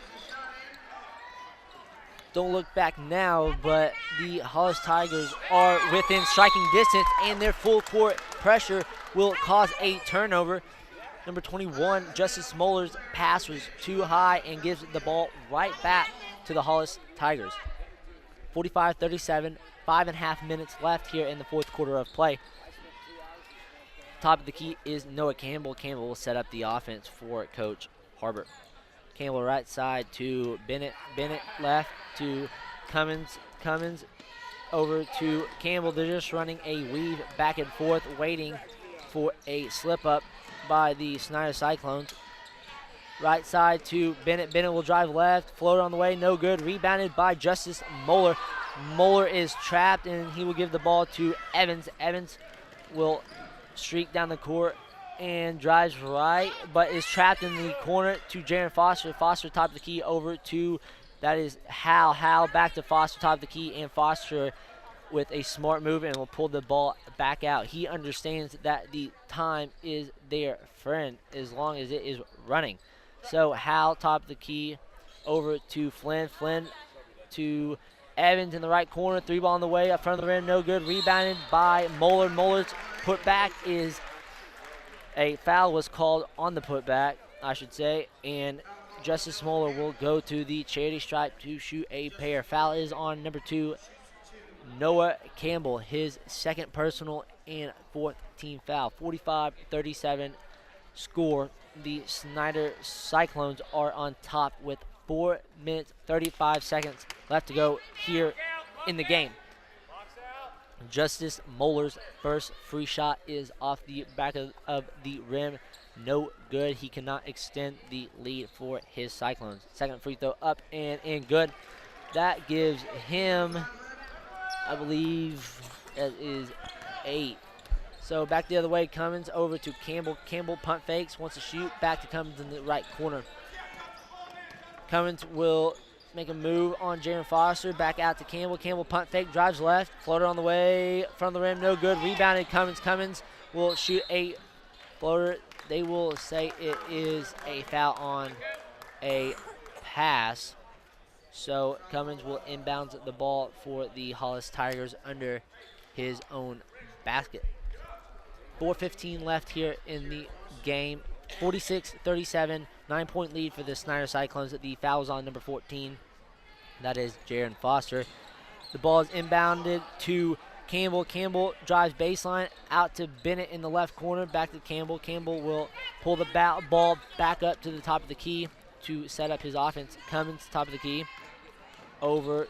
He will spin right and will try to shoot a floater. He did not really have possession of the ball whenever he went up, but there's a foul called on his way up on number 22, Ethan Howe. That is his second personal and 5th team foul. So Cooper Cummins will go to the line to shoot 2. And if you can get 2 points without the clock moving, I think you're a happy camper if you're a Hollis Tigers. And that is, he will make his first of 2, 46-38. Just under 4 minutes to go here in the 4th quarter of play. Cummins' second free throw is in, good, 46-39. Full court pressure, and then the ball is turned over. Cummins will make a floater, 46-41. Just like that, it's a 5-point game. Trevor Evans will bring the ball up the court for the Snyder Cyclones, streaking back the other way. Uncontrolled floater, and there will be a blocking foul called on the Hollis Tigers, which will send Jaron Foster to the charity stripe. Foul is on number 22, Colby Black, his 4th personal and 5th team foul. Jaron Foster will go to the charity stripe to shoot a pair of free throws. 46-41, 3 minutes, 43 seconds left here to go in the game. Jaron Foster's first free throw is up and good. Extends the lead to 6. Into the game is Austin McPherson in for Justice Moeller. McPherson has had to sit quite a bit this game because he's been in foul trouble. But if you are a Snyder Cyclone, you want him in the ball game here with 3 minutes and 43 seconds left. Jaron Foster's second free throw is no good. But on the rebound, the ball will go to the Hollis Tigers, and Coach Bull was not happy, and I understand why. So Cooper Cummins will bring the ball up the court for the Hollis Tigers. Needs a good possession here to keep it close. Noah Campbell, top of the key, backdoor pass to Ames. Ames floater on the way, good. 47-43, 3:25 left here to go in the 4th quarter of play. Snyder Cyclones are on top. Hollis Tigers are in full court pressure. The Snyder Cyclones will break it. Hal going back the other way, and there is a charge called on the fast break. So there will be a foul on number 22, Ethan Moeller. Good job by Colby Black to take the charge, and if you are a Hollis Tiger fan, then that is good. And as Michael Barnes would say, bring out the bugle section. Going back the other way, Cummins, left side over to Bennett. Bennett drives right, almost picked off by Evans, and there will be a reach-in foul called on number 15, Evans. So that will send the Hollis Tigers to the line to shoot 1-on-1. They are now in the bonus on that foul. That is number 15, Trevor Evans' first personal and 7th team foul. Bennett's first free throw is in and good. 47-44 ball game, 3-point game. 3 minutes, 6 seconds left to go here in the fourth quarter. Second free throw in, out and no good. Rebounded by Howell. Gives the ball to Foster. Winner goes on to play the Lady Bison tomorrow afternoon in the consolation game. Evans, right side, gives the ball off to McPherson. McPherson drives baseline and puts the ball off the glass and in. Good. 49-44. 5-point lead for the Snyder Cyclones. 2 minutes, 40 seconds left to go here in this game. Cummins, top of the key. Left side, drives left on a good bounce pass by Cummins to Colby Black, and he'll get a bump. Easy bump, 49-46, 2:27 left to go. And the ball will be picked off by number 2, Campbell, on their full court pressure. 3-point game. The Hollis Tigers need a good possession here. Cummins will drive left and then try to hand the ball off to Colby Black, but McPherson will pick the ball off. Going back the other way is Flynn. Flynn picked up his dribble, back to McPherson. McPherson, top of the key, over to Evans. Evans to Jaron Foster, back to Evans, who was cutting. No, excuse me, McPherson, who was cutting, and he will be fouled on his way up. He will go to the line to shoot a pair. Foul is on number 2. That is Noah Campbell. His 3rd personal and 6th team foul. A timeout is called on the court by the Snyder Cyclones. Full timeout. You are listening to Classic Hits 97.7. When it comes to improving your quality of life after an injury or surgery, let our therapists at Elkview General Hospital help you. Our team provides both inpatient and outpatient services to maximize your recovery. You can count on Elkview Hospital's providers to deliver high-quality treatment with the latest techniques and state-of-the-art equipment. We're located just east of Elkview General Hospital in the North Hill Clinic building. Call them today at 726-2180. Welcome back to a close ball game between the Hollis Tigers and the Snyder Cyclones. The score 49-46. 1 timeout left for the Snyder Cyclones. 2 left in the game for the Hollis Tigers. Any foul from here on out results in free throws. 7 fouls for the Snyder Cyclones and 6 fouls for the Hollis Tigers. So the Snyder Cyclones will shoot 2 free throws.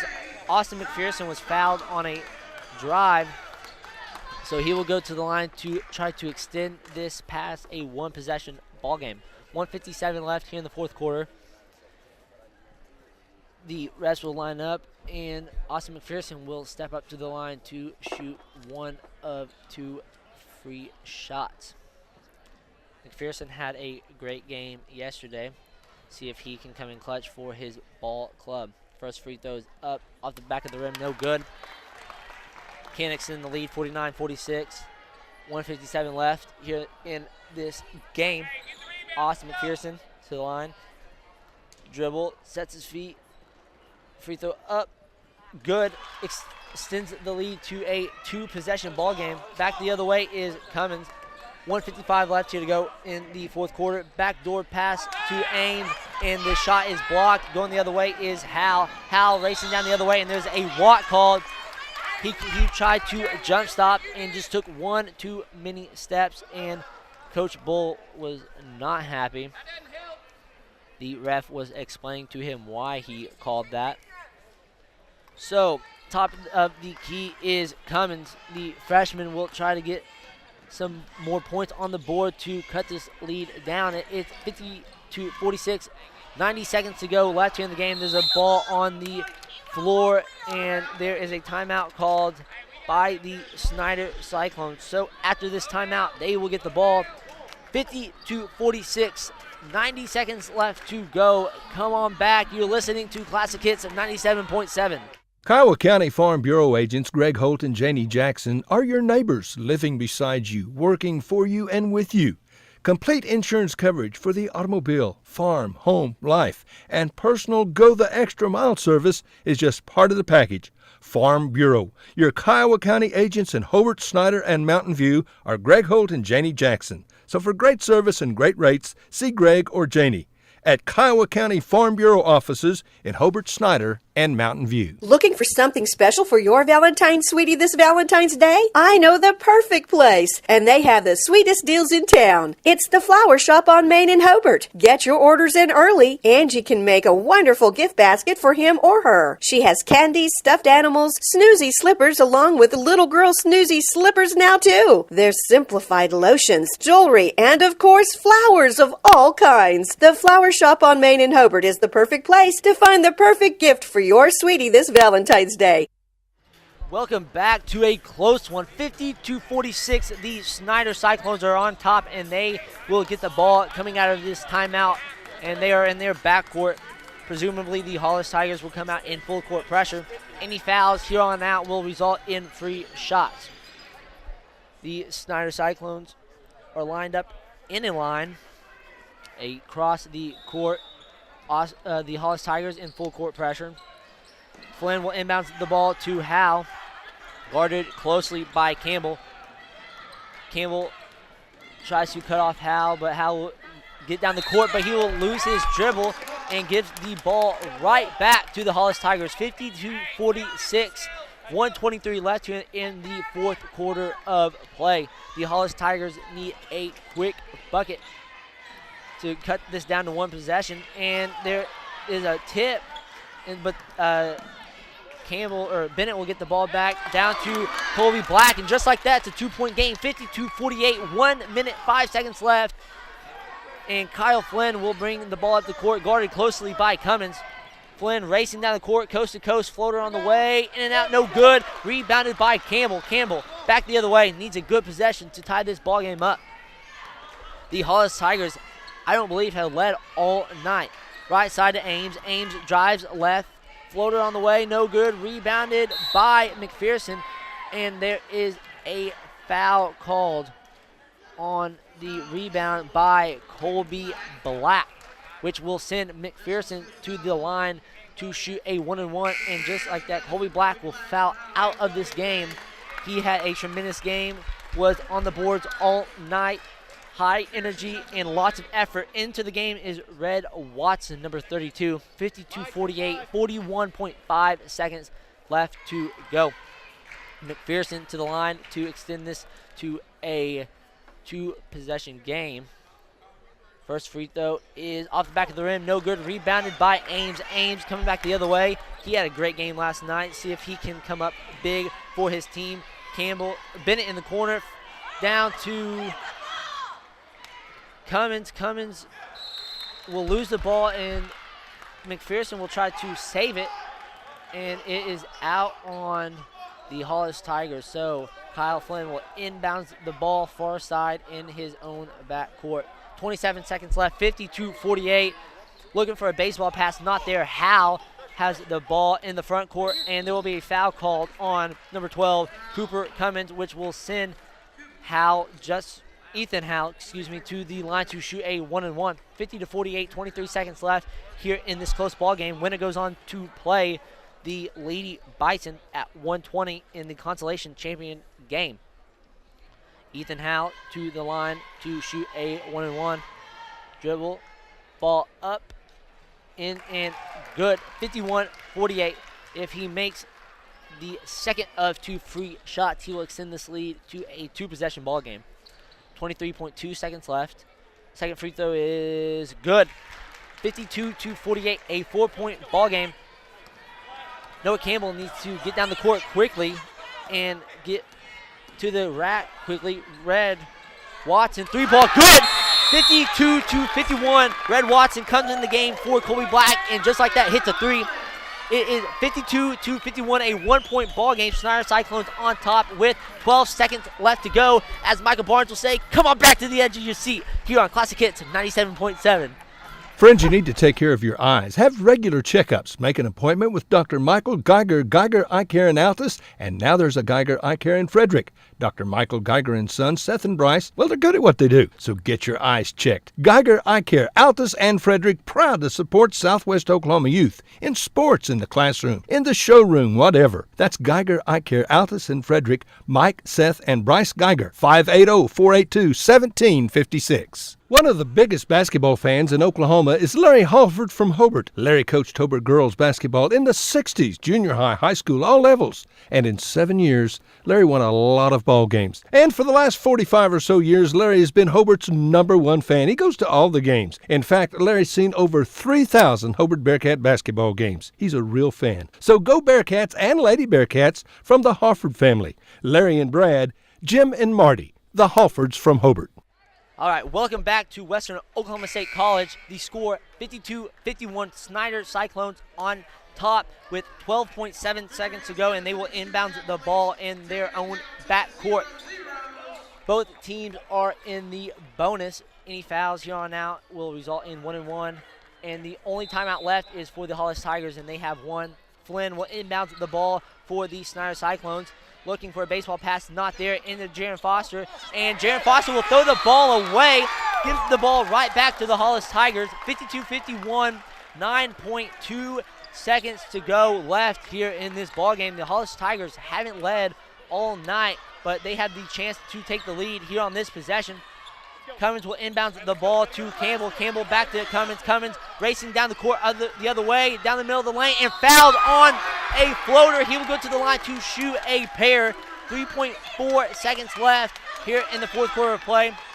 The freshman, Cooper Cummins, will go to the charity stripe to shoot two and potentially to tie and potentially to take the lead. The foul is on number 25, Kyle Flynn, his second personal and 8th-team foul. Number 12, Cooper Cummins, to the line to shoot his first one, and good. Ties the ball game with 3.4 seconds left. If the freshman can make this free throw, he will take probably the first lead for the Hollis Tigers all night. Shrugs his shoulders, dribble, ball up, front of the rim, good! Takes the lead, 53-52, 3 seconds left. Howell the other way, half-court shot, no good! No good, so the Hollis Tigers will win on a pair of clutch free shots by Cooper Cummins. The final score, 53-52, and the Hollis Tigers will go on to play the Lady Bison in the consolation game tomorrow night. So the Western Oklahoma State College Player of the Game, I'm going to give it to Cooper Cummins with those two last-second free shots to take the lead. Up next is the Mangum Lady Tigers and the Hollis Lady Tigers in the first of 4 championship bracket games. After this, you will listen to Michael Barnes on the call for the last 4. You are listening to Classic Hits 97.7. When it's Wednesday, it's sale day at the Hobart Stockyards. The Hobart Stockyards is a fine facility with good people to take good care of your cattle and work for a successful sale. Cattle are accepted all day Tuesday, and they'll feed and water them. As Rex Fleming always says, this is Rex Fleming for Hobart Stockyards, Hobart, Oklahoma, where we want your business, and we sure appreciate your business. That's the Hobart Stockyards east of Hobart on Highway 183. Sale each Wednesday starting at 9:30 and special sale dates available. Friends, you should come check out the fantastic